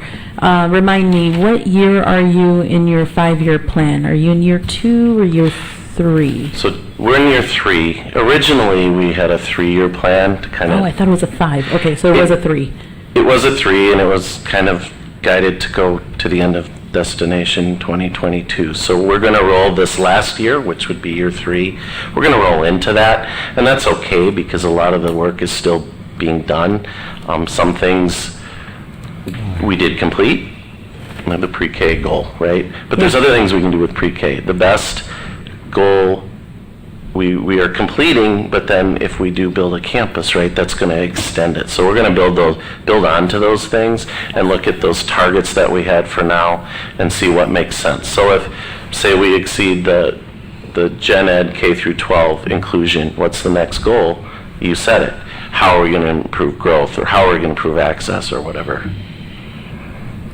Perfect, thank you for that. And board members, as just kind of a reminder, as we're going into planning the next Destination X program, right? I've seen other schools have that line item of the Diverse Learners Department embedded into that strategic plan.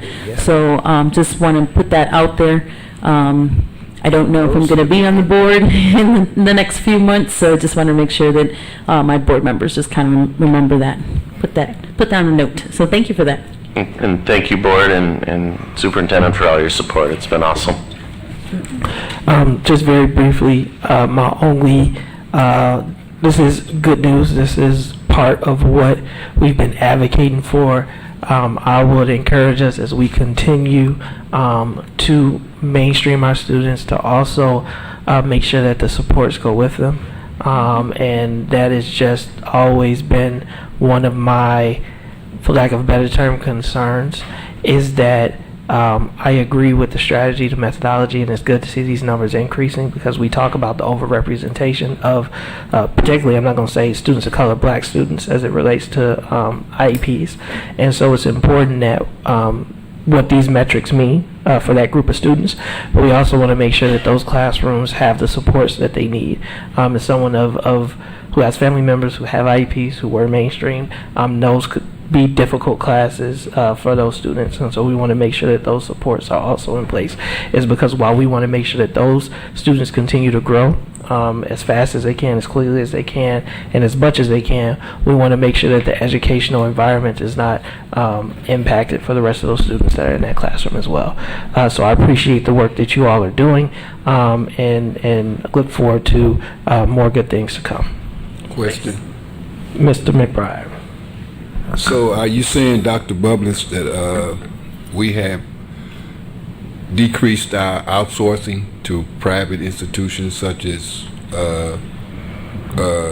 Joseph Academy, Connections, and so we're not putting kids in cabs and stuff anymore? We'd cut down on that? We are actively working on it. That I don't have that data in front of me to really look. We probably went down a couple students last year, and there's some other factors that have to do with residential facilities and move-ins, but we have not been placing students out. Very few students have been placed out, and very few ED, emotional disabled students have been put out. Very rare. We've had some with... And can you speak to why that's important, Dr. Bublitz? It's because when we use the term like ED, I can pick up on why that's important. What Mr. McBride's concern is how our black kids are being pushed out. But to those that are in the audience and on the video. So it's important to know that when we look at students who are labeled with emotional disability, just that tends to show, whether it's correlation or not, an arc towards the school to prison pipeline, prison addiction, death even, right, incarceration, dropping out of school. Those rates often are higher. Students with African American students often have higher rates of ED. That's your disproportionality, right? They're represented more in that than others, and we know from other areas of society that that's a concern. And so anytime we're working with students, we want to stop that school to prison pipeline. Every one of those kids has that right. Every one of those kids is worth it.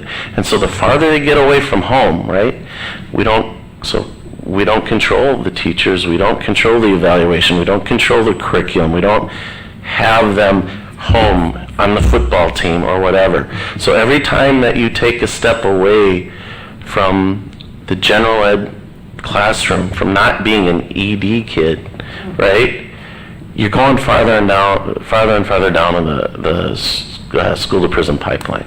And so I don't have the numbers. I can get any bit of research you want. It's all there.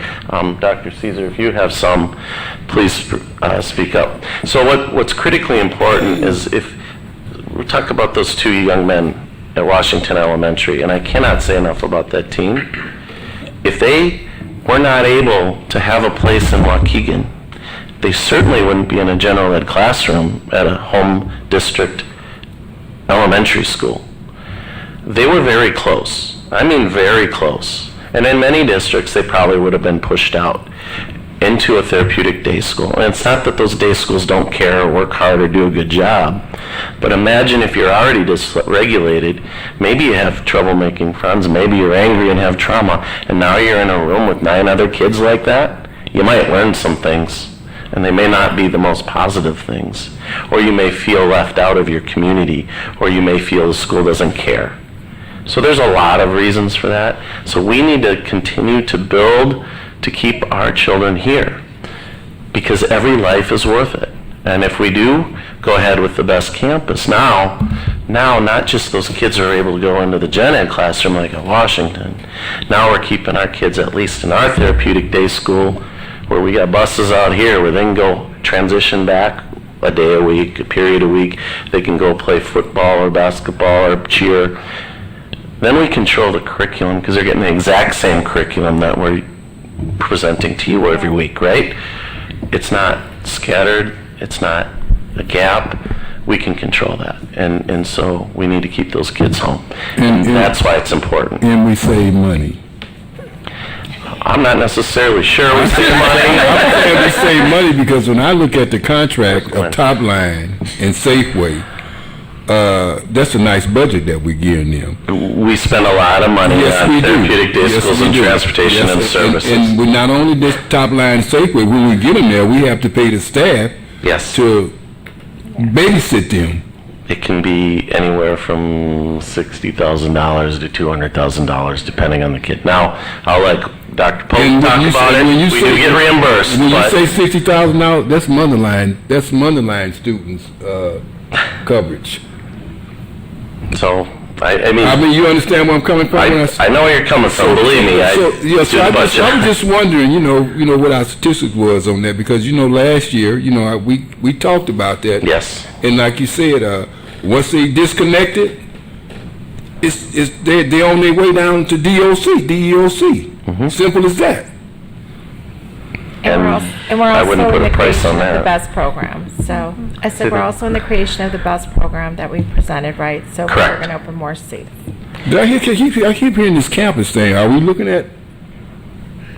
It was presented. We presented this. I mean, you winked at me and shook my hand over here. We talked We'll about come back on that. Yes, I know. It's just a presentation. We're working on it. We're working on it. Well, thank you, team. Thank you. All right, thank you. It's 9:03, Board of Ed. I would hope that we can be out of here by 9:30. Thank you, Dr. Bubblers. Yes. Thank you. Thank you, Mr. McBride. Thank you, Dr. Caesar. And I do want to recognize the efforts of Mr. McBride, because I know sometimes, and I'm going to say, you get frustrated because you feel like you're not heard. I know since we got on this board, you've been on here longer than me, but we were elected at the same time. One of your concerns has always been our outplay students. Well, I got a grandson. Yeah. He started off at elementary. He wound up getting his IEP. Next thing I know, he wound up going to Joseph Academy. Guess what? He's not in school right now. And he got disconnected from all those things that he talked about. He couldn't play basketball. He was away from his students. So he was around other students, but those students came from Chicago and everywhere else, and their problem was just as worse as his. So everything he did got worse. And he's not in school right now. And guess what? As my grandson, I feel that something might happen to him any day, because what has happened is he's been picked up some other ways, to the point to where as though he's either heading towards DOC or up there at Mount Olive somewhere. But it started when he was younger and when he got displaced somewhere else. And that's why this is important, and I want people to know that your work and your voice has value, Mr. McBride, is because this is what you've been advocating for. And so, as I mentioned, we want to make sure that we're supporting those students. I say it often, our black students are overly represented in our IEPs. When he said ED, emotional, disorder, is overly labeled on our black boys. And so as we talk about that and what that means, it allows us to actually address it and keep more of those students in district. So thank you for your advocacy, as well as the rest of the board. And we got a long way to go. This is not a spike in the football, but we also have to celebrate our successes. With that, we are now at there is an old business item I just want to bring up, relates to Ms. Hannah's request for updated testing information. She wanted the total number of students. As far as I understand, Ms. Hannah, have you received that information? Dr. Dawson. He did, so I missed it, so I apologize. But if you have it, I'll make sure that the entire board received it. Did you all get it? Because I don't remember. Okay, so let's just make sure one get it, we all get. The FOIA report is there. I don't know. Yeah. So the FOIA report has been there for the community to see. And then we are at new business. For the sake of time, I'm going to ask that we take items A and B together if there are no objections.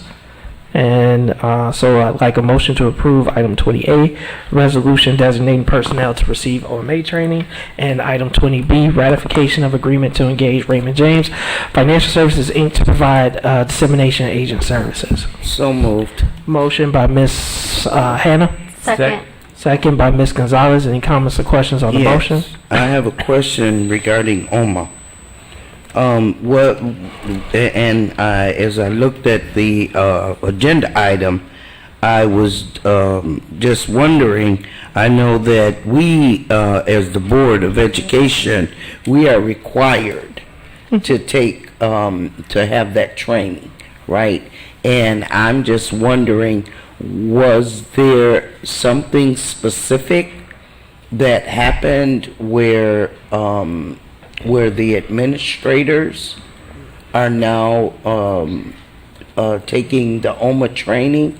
Was it something that came from the state, or why what was the catalyst of all the administrators taking the OMA training? So, Open Meetings Act training. Ms. Hannah, this was my recommendation to the administration. The law requires that we identify those administrators that are responsible for taking this training, and that had not been formally done previously. So this is the list of the administrators that was recommended to be required to take the OMA training, and now we are formalizing it. We'll send it to the Attorney General's office to be in compliance with the law, and we will ensure that information gets out to those individuals in these positions listed and maintain that going forward for the annual training. Any other comments or questions? All right, and remember, just for clarity, we're voting on items 20A and 20B. Have a motion and a second. Roll call vote, please. Mr. Riddle? Yes. Mr. McBride? Yes. Ms. Hannah? Yes. Ms. Callahan-Wozniak? Yes. Ms. Leguizamo? Yes. Ms. Gonzalez? Yes. President Ewing? Yes, item approved, motion carries.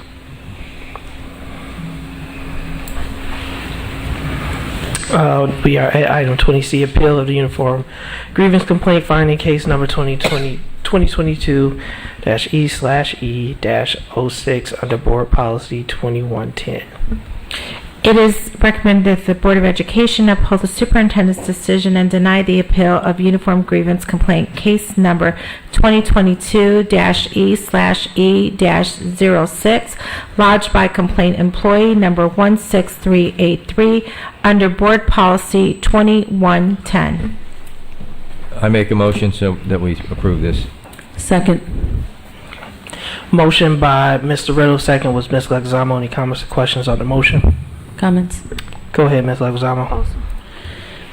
Thank you, Board President. I just would like to make a statement here. I just want to indicate that I personally believe that there are some truths in the area of management issues, but I also agree to uphold the superintendent's decision as it is related to specifically racial discrimination as indicated on public board documents here.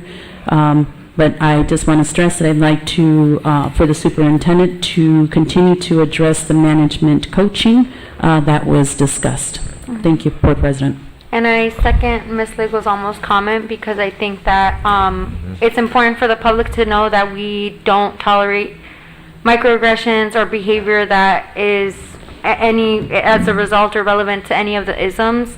And I think that all of us could get better. I could personally get better. So it's, it's something that helps in our professional development and also our personal development. But as it relates to legal parameters, I think that the superintendent's recommendation is accurate. I'd like to make a comment.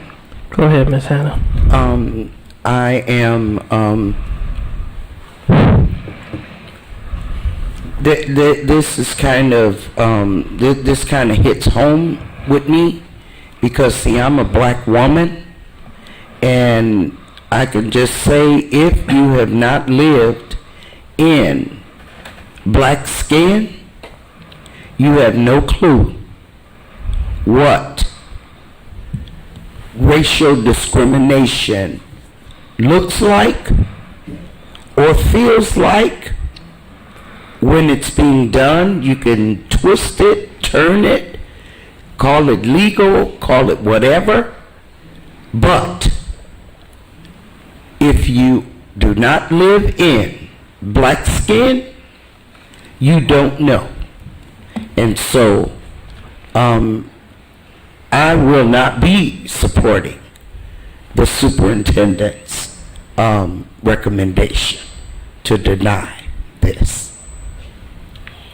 Well, I guess I better say my little piece because of the fact that I think when it's all said and done, the whole world is watching and listening. And they need to hear. I said the same thing Ms. Hannah said. You never know how we feel when there's a white person challenging us about something. We're going to feel racism. We're going to feel that. But at the same time, It may not be, but we just going to feel that just because it's always been that way in life. But at the same time, after listening to all the issues, I did see that there was a lack of working relationship where one felt threatened, but at the same time, and I think it was because when you have authority over somebody, and sometimes the way you approach them, you make them feel a certain way. So it was my suggestion that you take care of the issue at hand. And sometimes when you do that, when you got two people feeling issues, sometimes you separate and then move on. And that's where I'm at with this issue.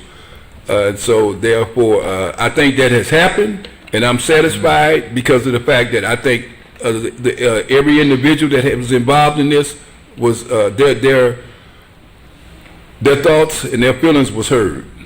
Thank you. Right. Thank you, Mr. McBride. Any other comments or questions on the motion? Roll call vote. Mr. Riddle? Yes. Mr. McBride? Yes. Miss Hannah? No. Miss Callahan Wozniak? Yes. Miss Leguizamo? Respectfully, yes. Miss Gonzalez? Yes. President Ewing? No. Item approved, motion carries. We are at item 20D, appeal of the Uniform Grievance Complaint Case number 2022-E/E-05 under Board Policy 2110. It is recommended that the Board of Education uphold the superintendent's decision and deny the appeal of Uniform Agreements Complaint Number 2022-E/E-05 lodged by Complaint Employee 4110 under Board Policy 2110. Mr. Riddle, so moved. Second. Motion by Mr. Riddle, second was Ms. Gonzalez. Any comments or questions on the motion? Just a comment. Go ahead, Ms. Anna. We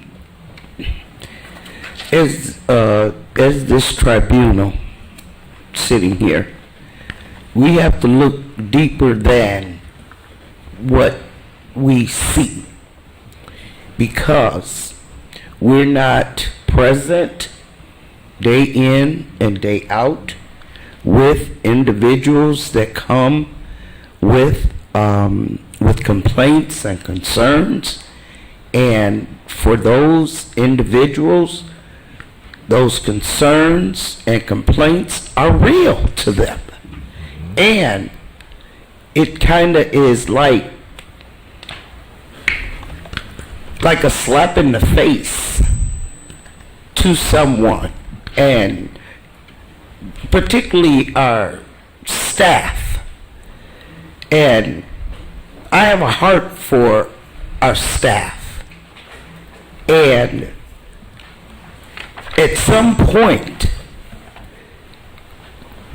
and I'm sorry that I have to say this, at some point, the administration can't be right all the time. And our staff can't be the ones that are wrong all the time. So, I can't support this either. I mean, we're sitting here making a decision about what somebody was feeling. That ain't my business what they were feeling. They were feeling that. So, I can't support this either. I'm done. Can I make a comment? Ms. Gonzalez. I just want to remind the community and the board that I agree. Whatever people are feeling and the complaints that they're bringing to the board are valid. The emotions that we experience are the emotions that we experience. That's not what this is about. When we get a complaint and we're being sued, it's affecting our taxpayer dollars and the money that we can give to our schools. And that is of importance to every single one of us. And I think that that's something that we consider very heavily against what people are experiencing day to day. And that's why I say a lot of these things are managerially things that we should set expectations for, some things that we have already advocated for in closed session especially. But it pertains to litigation and whether we are going to invest that kind of money into going to trial and putting more money where honestly it could be better elsewhere used. So I just want to reiterate that fact. It's about the litigation piece. Yeah. I'm not clear as opposed to when I make this vote with this circumstances that's involved in here. I can whisper too. Oh, comment.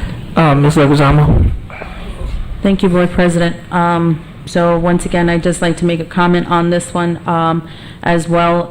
So in this case, I personally believe that there are some truths in the areas of management issues, but I will agree as well to uphold the superintendent decision on this as it is related to age discrimination, specifically in that realm.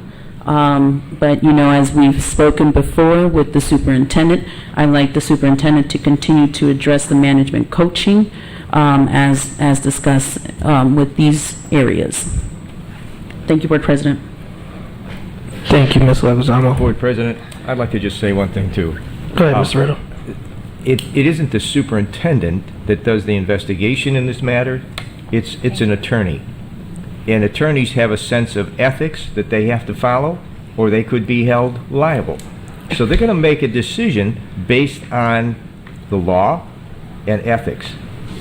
And yes, there is validity in what the person who brings this claim before the district, and there's a possibility of money involved, but there is also ethics on the part of the investigators who conduct the investigation. And I believe that the investigators that did both of these investigations were ethical in what they did. So I just think ethics comes into it. It's not just a matter of and following the law. It's not a matter of just money, and it's not a matter of how the person feels who brought the claim. Yes, they have some grievance, and yes, there is extenuating circumstances. So I just wanted to make that point. Thank you. Am I ready? I do understand where we're coming from now, but as you said, Mr. Riddles, circumstances behind this issue. For me, this individual that we're speaking about, been around for a long time, and for him to be overlooked, that was enough for me to not understand why he wasn't being recognized. If you've been here forever, and not only that, there was conversation about some of the issues that was talked about. He's already been involved in, because I was asking those questions. Have you ever done this before? Yeah, I was involved over here and there. So when at the end of the day, I still don't understand it. So because of that, I'm going to vote no. Thank you, Mr. McBride. Any other comments or questions? Roll call vote. Mr. Riddle? Yes. Mr. McBride? No. Ms. Hannah? No. Ms. Callahan-Wozniak? Yes. Ms. Leguizamo? Yes. Ms. Gonzalez? Yes. President Ewing? Yes. Item approved, motion carries. Now at new business, we have the Lincoln Center wall. So this has created a lot of discussion in our community. This is just a discussion item, but there is a presentation, and then the board can ask questions.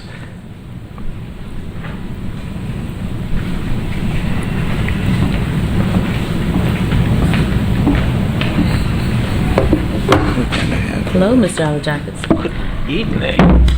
I'm just waiting on Baron Moulton, the brains of the operation, to join me up here and go ahead and get started. I got a presentation too. You want to hear mine first? We'll let them do theirs, Ms. Hannah. Okay, so welcome everyone. I'm Nick Aladzakis. With me is Mr. LeBaron Moulton. Today we're going to talk a little bit about the wall in front of the building. Now, since we're all here at Lincoln Center, I don't need to talk too much about the next slide, but Mr. White, if you could take us there. So the wall that we're discussing, as you guys all know, when you drive up, it's that long wall in front of our building. It's about 250 feet in one section, another 80 feet in the other section, 30-inch, and we're talking about all these measurements because they're relevant as we kind of go along. It's a 30-inch of brick, really heavy capstones, which I found out today actually called coping. So that's interesting for you guys to keep that in mind as we go along. And then on top of that is like a 41-inch iron fence. Stretches along the whole front of the property. We know it's a very old wall. It's been around well over 100 years. The photo you see there is from a postcard that sits on my desk that shows kind of North Sheridan Road from Waukegan around the turn of the century. That's from 1908. And so it's historic. It predates the use here as Lincoln Center. It predates the use as Holy Child, and we understand that. So if we can go to the next slide, please, Lee. One thing with a wall that age or that old, what it doesn't contain, right, as a wall, as a fence, it kind of serves that ornamental purpose. It doesn't really serve a security functionality. The wall does not extend from the north end of our property down to the south end. It's there's several feet there that toward the south end that it does not extend. Just in discussing its appearance, in its current state, it lacks a lot of that character and appearance that maybe the wall did back in 20 years ago in the Holy Child days, or in the days when this was like a residential area where it was two residents. Also, because of its appearance, there's been some concerns expressed by neighbors and the city and others just about its future, its deterioration, which we're going to get into the next slide here, please. So if you, one thing I kind of want to preface it with, if you drive down Sheridan Road, 15, 30 miles an hour, whatever it is, you may not notice a lot of these imperfections, going down, but as you get closer to the wall, as you look at it, you'll see that there's, because the wall on both sides is exposed to the elements, there's a lot of wear and tear. There hasn't been a lot of continuous long-term maintenance on this wall. It's not a site that's in one of our school buildings. It's not like an exterior building wall. It sits, out kind of just exposed to the elements and doesn't receive that attention that it would if it were an actual part of the building.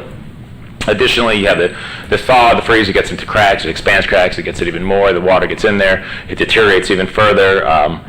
And so you're having bricks that maybe have lost some of their strength, now supporting these really heavy capstones on top, the coping, if you guys would remember.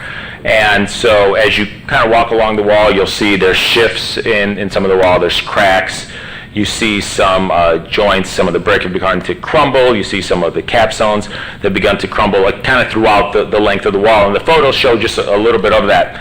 And you also notice, there have been some repairs here or there, and you just sort of have an assortment of different bricks that ultimately affect the overall appearance. We can go on to the next slide then. But most noticeably, what you undoubtedly will notice is the damage. Last winter, we had rare events where within a 30-day period, we had the wall struck twice. One on the far south end, what happened right around Christmas Eve, left significant damage there, took out the smaller pillar that was there, put a big hole in the wall. And then less than a month later, in January, there was a vehicle that struck further on the north end. That's where it creates the second photo there, the bottom photo, that big hole that you kind of see. Not sure how a driver went right through that and walked away, but that's the case. And so if you kind of get up close, you'll see those giant stones are kind of buckling under with nothing to support them. And so those are the problems we're dealing with right now. One, the major obvious damage that exists, and two, the small things that you may not notice from the road, but as you walk along there's a lot of structural issues and issues that require some special attention, and that is what Mr. Moten is going to speak about in some of the upcoming slides.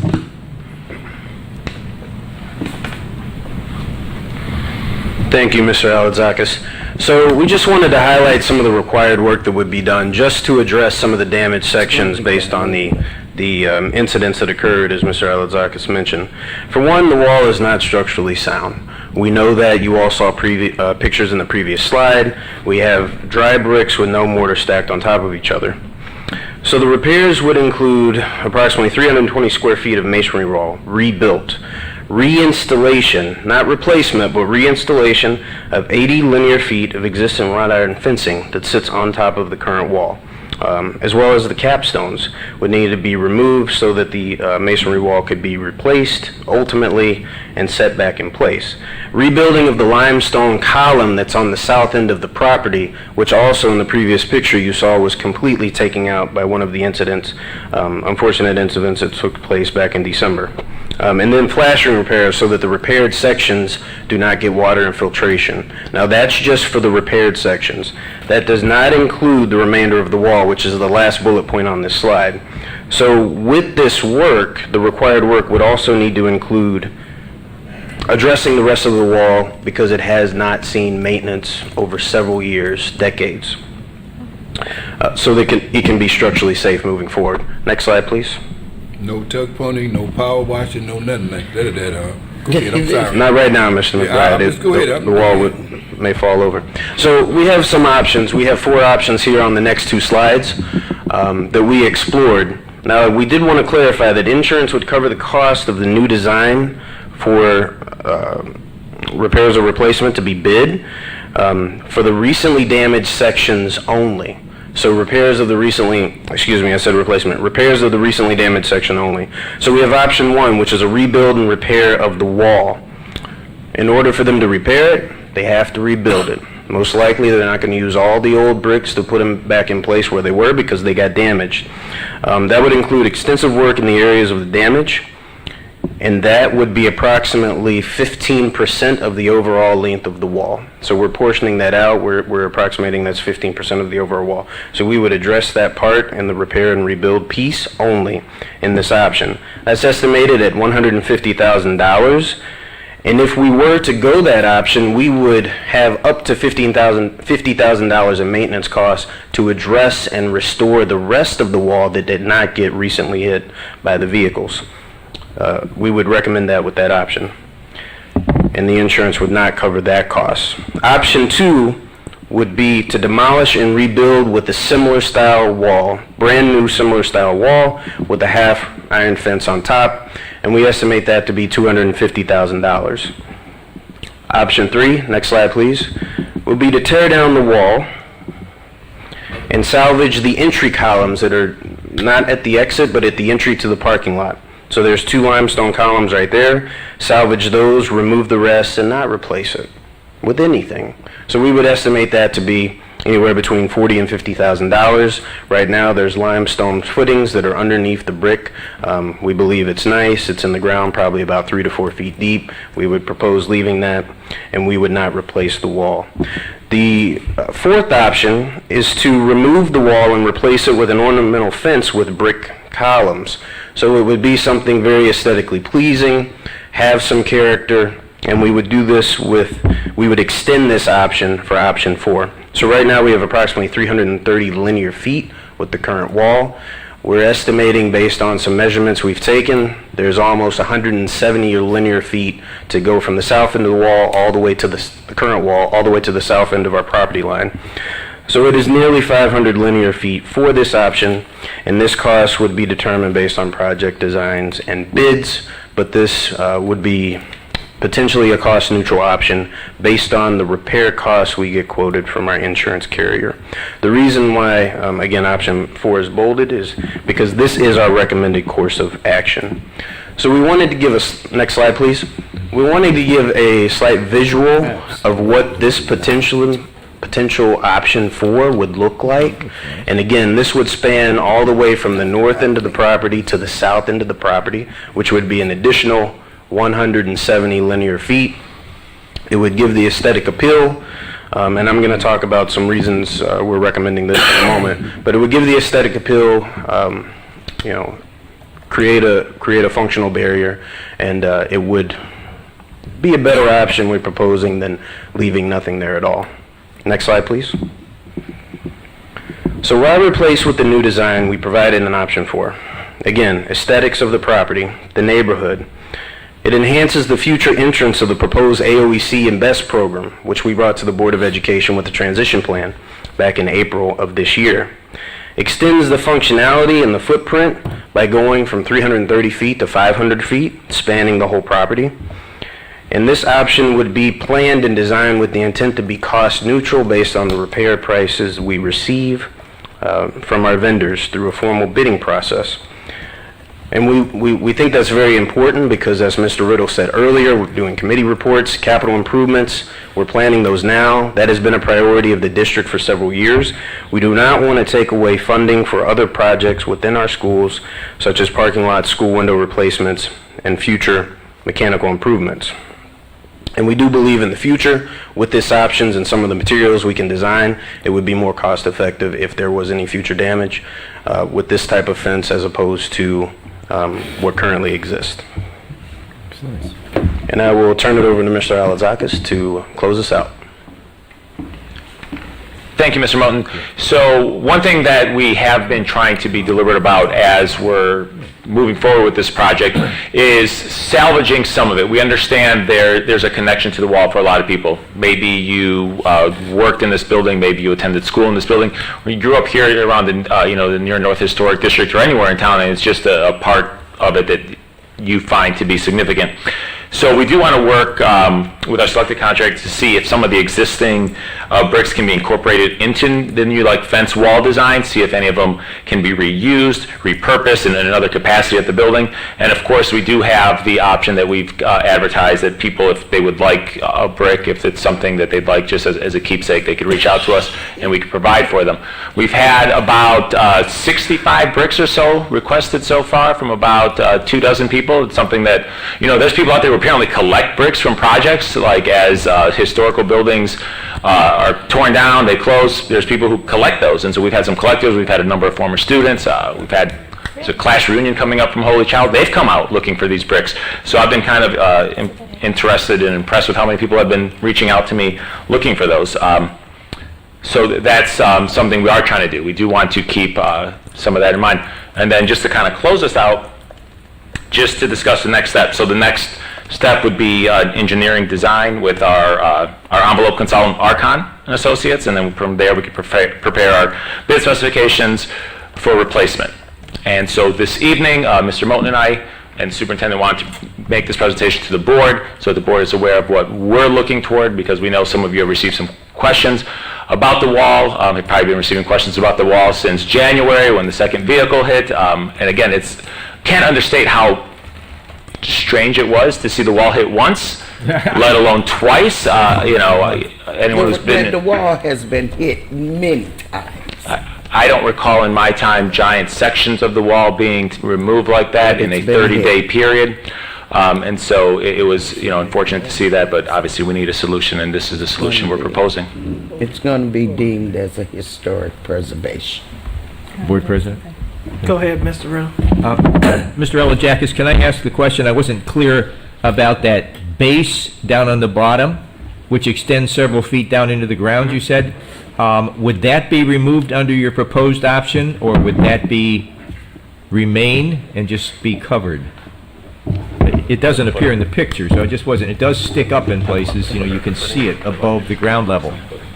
Yes, so if you're referring to the footing, so on your current screen, it's right at the bottom, right by the dirt. Yes. We would look to preserve that if it is all intact in good shape. Currently, what we visually can see it is, but if we were to remove the wall, then that would, we would need to assess that further once we took everything out. It does look on the south end with the first incident that took place in December of 2021 that it did get damaged on the south end. Right. So that would need further assessment. And then my other question is you said this would be cost neutral. Do we really think it's the insurance is only going to give us $150,000? Yeah, so it would be our goal to design something based on probable cost with our engineer that is cost neutral based on the value and the bids for a repair. So that is our goal, to design it based on that value. Based on the value of the repair costs. The repair cost would be 40 to 50. No, wait a second. So that would be to remove it and not replace it. So we estimate $150,000 to repair it, the damaged sections only. Our insurance provider would compensate us for that, as well as preparing a engineer's design and bidding documents, which we estimate to be around $10,000 to $15,000. Okay. But the goal would be to design similar to the concept we showed, something cost neutral, meaning that would not exceed, it would be very close to the value of a repair, which we do have a previous estimate for $150,000. Okay, thank you very much. I support that. And I'm sure Mr. you do. Mr. McBride. Okay, I've been around for a long time, and there's always change. And Nick, Miss Hannah's right. You ain't old as we are, so that's why you ain't seen the changes of the wall being hit. So Right. you missed that because you know that was probably maybe 30 years ago. You missed that, so I'm saying that I'm probably 20 years older than you. But anyway, with that said that, I'm sorry. Oh, you heard that, right, Nick? but anyway, with that said that, you know, I went out there and I looked at the wall today, and I seen some young man out there taking specs. And I looked at it, I said, well, what would it take to fix this? So I know to go out there and tear that piece of concrete out and form it and put those blocks back in there. I seen that, but at the same time, as far as I'm concerned, the wall is ugly, as far as I'm concerned. I agree. And I say that because I went on down Father Sheridan Road. That iron fence that you're talking about is on down Father Road. If you take the Park District, they had a wall at one time at Upton Park. They got an iron fence now. And probably number one, because number one, it was feasible and cheaper. And it looks nicer. Sure does. And along with that, I seen that sign we got out there now, that black sign say Lincoln Center, a piece of wood up there, don't look like nothing as far as I'm concerned. So to what you identified in terms of the picture that you showed us, what the reputable wood looked like, how could you not go along with that? Then not only that, Abbott had a wall down on Sheridan Road. They tore the wall down. Guess what they got up there now? Iron fence. Iron fence. So sometime in life, you know, you gotta have, there's gonna be a change. I mean, people didn't like the idea when we changed Jefferson, but we changed it. Right, right. So I understand our individuals' feelings and when it comes to historical, because you can't be no historical to me, because I think I'm one of the oldest ones on this board, me and Mr. Riddle. Yeah. It ain't bothering me for something to look better. Thank you. Right. And just to add on to Mr. McBride, sorry, not to take more time, but I agree. Like, I know that. Again, I'm the youngest on here, so I don't understand quite yet, right? Maybe when I get to live through a couple more things and experience different places and what's gone, what's not. I know that it's special to people, but it takes so much money to maintain it. And it's not no Roman architecture or pyramid. It's literally a block of bricks. So I encourage more elders in the community to get to request bricks and to make it, a memento for them. I encourage us to take as many photos as we can of the building so that we can, maybe create a collage or some way to honor like the phases of the building. But I'm for no barrier because even with the fence, it looks nice, but what if other people crash into it? I don't know. I don't know if we would want to wait until the best program or the best center is like being built and sort of laid out until then to sort of make the decisions to start building the fence. That way we know, okay, as soon as it opens, it has some sort of barrier, but that would be my caution. And if they do hit the fence, it'll be cheaper to replace it. Right. Also, back to the bricks, the South Side projects, they tore them down. Guess what? We had a ceremony and we gave everybody a brick for monumental reasons that lived in those projects back in the 60s. And they were so happy about that brick. But they also, too, are happy about the structure that was there. Somebody came in and made a change and it looked so much nicer versus in all them projects that was there before. And they're not just doing it on the South Side, they're doing it over on Macquarie, too. Sometimes you got to make things look better in life. Yep. And so what I seen, hey, how can you go wrong with trying to make something more beautiful than what it is? Ms. Hannah? Yeah, I would be the spokesperson for all of the people in our community that are looking at the wall in front of Lincoln Center as historical value. Nobody in here, aside maybe from Mr. LaRosa, Miss England, myself, Mr. McBride, Mr. Riddle, I grew up here. Mr. Riddle, but it's of historical value to people. And I'm just letting you all know that I am submitting an application for it to be deemed a preservation landmark. So just know that is, and whatever you will have to do to repair it, then that's what you'll have to do, and we'll have to do the money, have to expend the money. And don't forget Shira, she ain't no spraying chicken neither. Yes, I remember. Right, Mr. McBride, do you not learn nothing? I remember when this was a memory, so. And so, in terms of all of the new stuff that you're going to do, you don't live here. There's people that live here that want the wall to remain, and so that's my that's my job to satisfy the taxpayers and the individuals that I represent. Ms. Wozniak. I would like to ask that you share that presentation with all of us so that we can share it with citizens. I did not see Lincoln Center Wall on the agenda until today. It wasn't on there yesterday or the day before. So I told people that we weren't going to discuss it today. So I need to share it with several people. Absolutely. I didn't see it. I had to get it put on there because they weren't going to. Well, I thought it would be at operations because it's information. Yeah, they weren't not going to. Everybody sends emails to me, which means I was getting individual requests from individual board members. They had planned to present it, but it wasn't on the agenda. I wanted them to add it so that it was clear.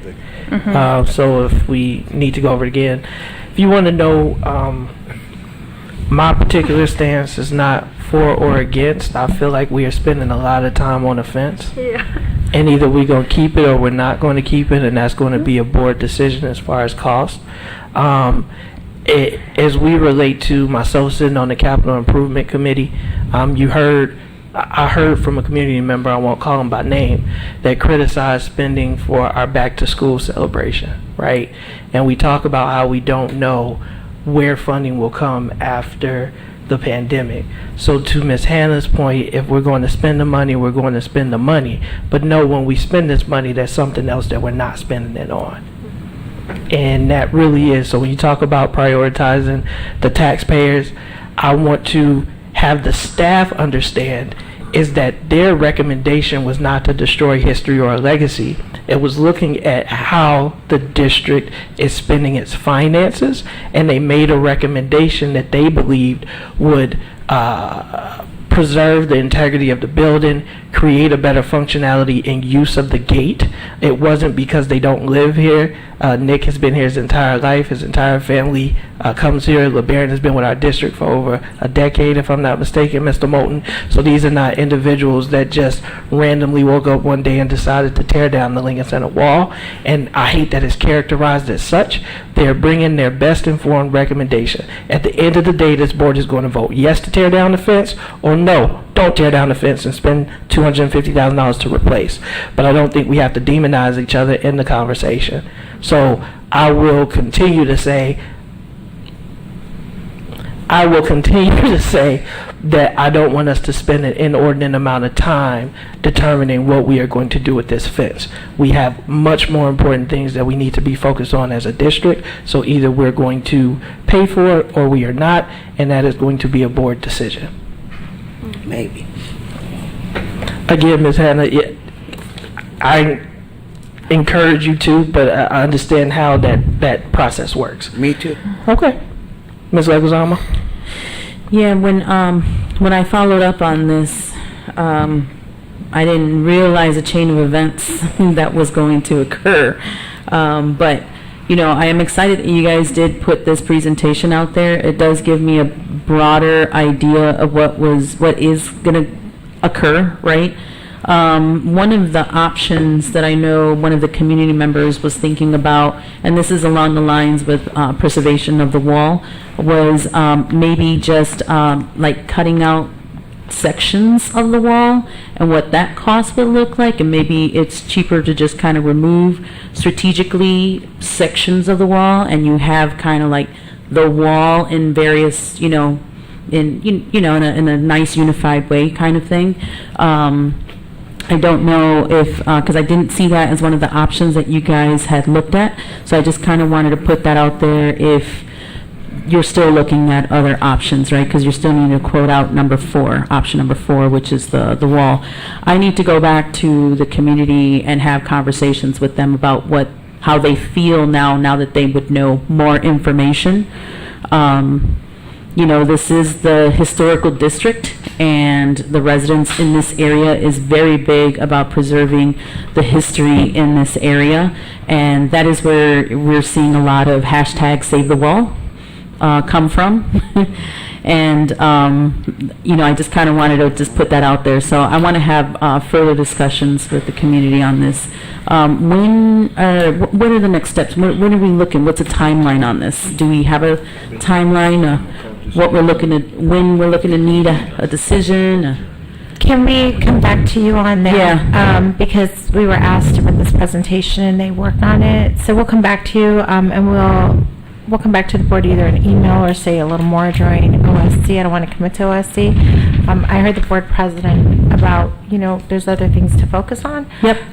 But definitely still want to have a enriched conversation. So we'll just come back to you on that, Lucy, if you don't mind. No, yeah, that's fine. Thank you for that. And I would also like to say that we didn't even explore the option to repair the wall and to talk with our intergovernmental agencies, the city, the county, excuse me, the county, whoever is the Sheridan Road is the state road, right? State. Is it state? It's a state road, right? To put a metal barricade along the parkway to protect that wall. That would ruin the look of the wall altogether. I'm not asking y'all to be opposing what I'm saying. I'm just saying that it was that should have been an option as well, because it is history. And Ms. Leguizamo, appreciate what you said about the historic district and people, but there's people all over Waukegan that are talking about not taking down that wall. I agree. People that's been here forever, families. It's more than just the historic district. Right. And I forgot to add, and I apologize for adding on here, but as we're remembering that this building is expected to turn into the Best Center / AOEC Center, right? And I know that back here in the woods, that there are particular animals, and some of them are a little aggressive animals that come onto the property. And I don't know if you're thinking futuristically about enclosing the entire backside of this school and what that looks like futuristically for Best and AOEC, and would that be a good combination for what you're looking at today as well? So I just kind of wanted to put that in place, because I know that we have coyotes back there, especially the coyotes thing. We'll take that into consideration. We haven't gotten. Yeah, I know it's really, really far down the line, but I just kind of wanted to. Yeah. Yep. Thank you for bringing it up, though. So again, I want to say thank you to the staff. Again, they gave the board options. If you feel strongly one way or another, again, I don't want to waste a lot of time. They've come back with their best recommendation. Either the board is going to say, no, we want you to spend the money, or no, we don't. And then we are going to move on. So I want to thank both Deputy Moulton and Mr. Alajakis. Again, they are not, they are presenting this is a recommendation based on information about saving the taxpayers' money. If we're saying $250,000 is worth a wall, then that's what the board will say, and we shall move forward. If we say that it's not, that's what we shall say, and we shall move forward. With that, board member time was moved up, but we got legal reports. Are there any legal reports at this time? Kathy. Then we got item 23B, which is authorization to increase the value of the current treasurer's bond and to cancel all other bond-specific surety bonds. Superintendent's recommended action. Nope, 23B. It is a recommendation of the administration that the Board of Education authorize the treasurer to increase the value of the current treasurer's bond and to cancel all other Surety bonds. Is it surety? Okay, surety bonds through West Insurance Agency, Gurnee, Illinois, and then complete and file all necessary documents with the Lake County Regional Office of Education at a cost not to exceed $26,000. Motion to approve. Motion by Mr. Riddle. Second. Second by Ms. Gonzalez. Any other comments or questions on the motion? Roll call vote. Mr. Riddle? Yes. Mr. McBride? Yes. Ms. Hannah? Yes. Ms. Callahan-Wozniak? Yes. Ms. Leguizamo? Yes. Ms. Gonzalez? Yes. President Ewing? Yes, item approved, motion carries. We are now at board member time. Let's start. Ms. Wozniak. I'd just like to welcome everybody to come to the alumni end zone for the homecoming game on Friday night at 7 o'clock against Mundelein. You can get tickets online. The teacher grant applications that the foundation was doing were due last Friday, and we did get 12 applications, so I'm excited about that. And we mentioned the all second grade field trip that the Parks Foundation and the School Foundation works on together. That's going to start up again in October, but we are also including the 3rd and 4th graders that missed out on their field trip. We will be honoring them with a coupon and a swag bag if they come to the field house. They can have a free field house night visit, including swimming, and they will receive a swag bag for the family. So. Thank you for that, Ms. Wozniak. Ms. Gonzalez? I will pass. Thank you, Ms. Gonzalez. Ms. Leguizamo? Thank you, Board President. I just wanted to say happy homecoming week.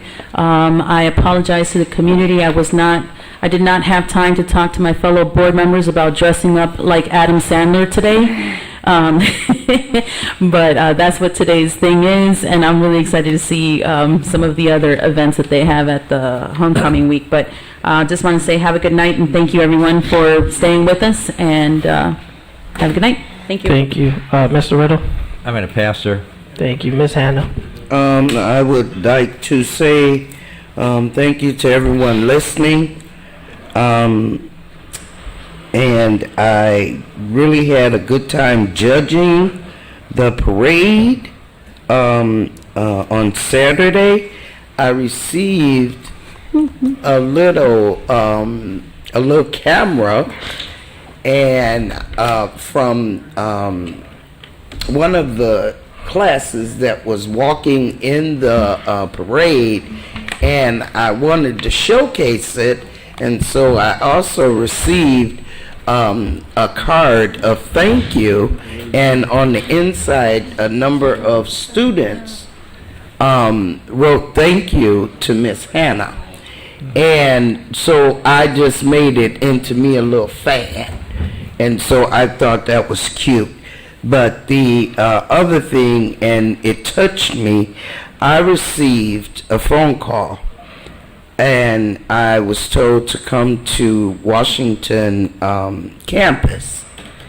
Well, I couldn't get over there, so it was brought to me 12 long stem roses, red roses, and they were given to me by the cafeteria staff over at Washington campus with a card that says, "Thank you for all you do. Nothing goes unnoticed." From the cafeteria staff over there. That just touched my heart.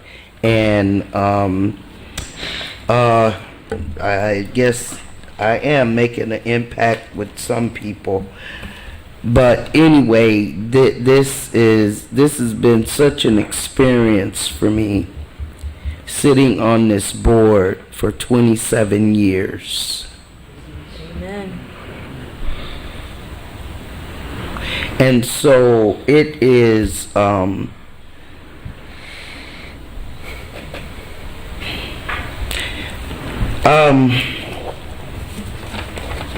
I'll wait.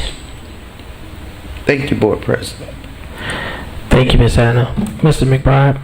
Yeah, I see Mrs. England is out in the audience, which used to be one of our counselors, school teachers, a little bit of everything. Yes.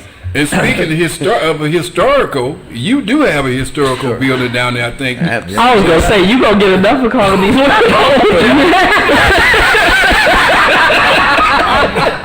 you, I mean your building that you got down there. Museum. With your museum down there, I think people need to go see. Everybody trying to get me in trouble. But anyway, I just want to acknowledge you that you were out there, and I just want to thank you for everything that you have done back in the past, and still what you're still trying to do now in the community. And I just wanted to acknowledge you out there. I seen you sitting out there, and you meant so much to our students when you were on your game in the district. So, but anyway, and I know that at some point your heart is still here, and I don't know how you got here tonight, but you're here. But I appreciate you. Thank you. Yeah, and I'm going to be really brief. 3 things. So first off, I want to represent. So today I got my trio shirt on. So it was trio takeover day at the high school. Yep. I want to encourage all parents that if you're looking for some place to get into your students with college prep, trio is a free program sponsored through the College of Lake County, and we talk about making sure that our students are college ready. They take all types of trips. They do tutoring. They do all types of services, and so really want to promote and encourage our students to take advantage of that resource. Second thing is related to, I don't know any other way except for to say it, Mr. McIntyre's words at the podium did touch me in that what we have been experiencing specific in the black community, in all communities, right? I routinely say is that it's been lost, but we've lost some really, really involved, motivated, and supportive women. And so as we continue to move forward, I had the opportunity in order to speak with MCEL. I'm excited for that program. It's great that we're investing in our black and brown men educators. We know that they are a dying breed in education, but at the same way we support them, we need to make sure that we are also supporting our women educators because they experience things and need that support in the same way. And so we want to make sure, just like we got BAM and WOW, that as we bring programs in, we want to make sure that we're supporting all of our students, is because, as Ms. Hannah said, people don't always stay because of money, or they don't always leave because of money, but they will stay where they feel valued and appreciated. And so as we talk through that, that is something that has been on my mind continually. See you here, Ms. Wozniak. I don't think we ever acknowledged Nancy Johnson's passing. No, we did not. And thank you for that. So I wanted to mention that. She was a friend of mine and for many, many years. And Nancy Johnson. Go ahead, Ms. Wozniak. She was an educator and spent many, many years at Greenwood School, and they even named part of the building, the new building, after her. And also she was a technology. She helped with the technology. No, she was named Those Who Excel. Yes. Is that the name of the award? In 2012, I believe. Yes. She got that award, and that's a very prestigious thing amongst the teachers in the community. And so to get that award is stellar. And one of the things that touched me, I went to the ceremony at the memorial ceremony at Greenwood School, is for her former students. 20-something kids got up and had the courage and wherewithal to speak about how she had impacted their lives, and I thought that was very, very, very touching. Well, one thing I forgot, Brandon. Oh, this Sunday coming is the Mexican parade, and I will be out there. I bought me a sombrero, so I'm up to good one. With that, I'd like a motion to adjourn. I motion. Motions, Mr. Riddle. Riddle, second by Ms. Gonzalez. All in favor signify with aye. Aye. Any opposed, nay. Meeting is adjourned. All right. Jeff?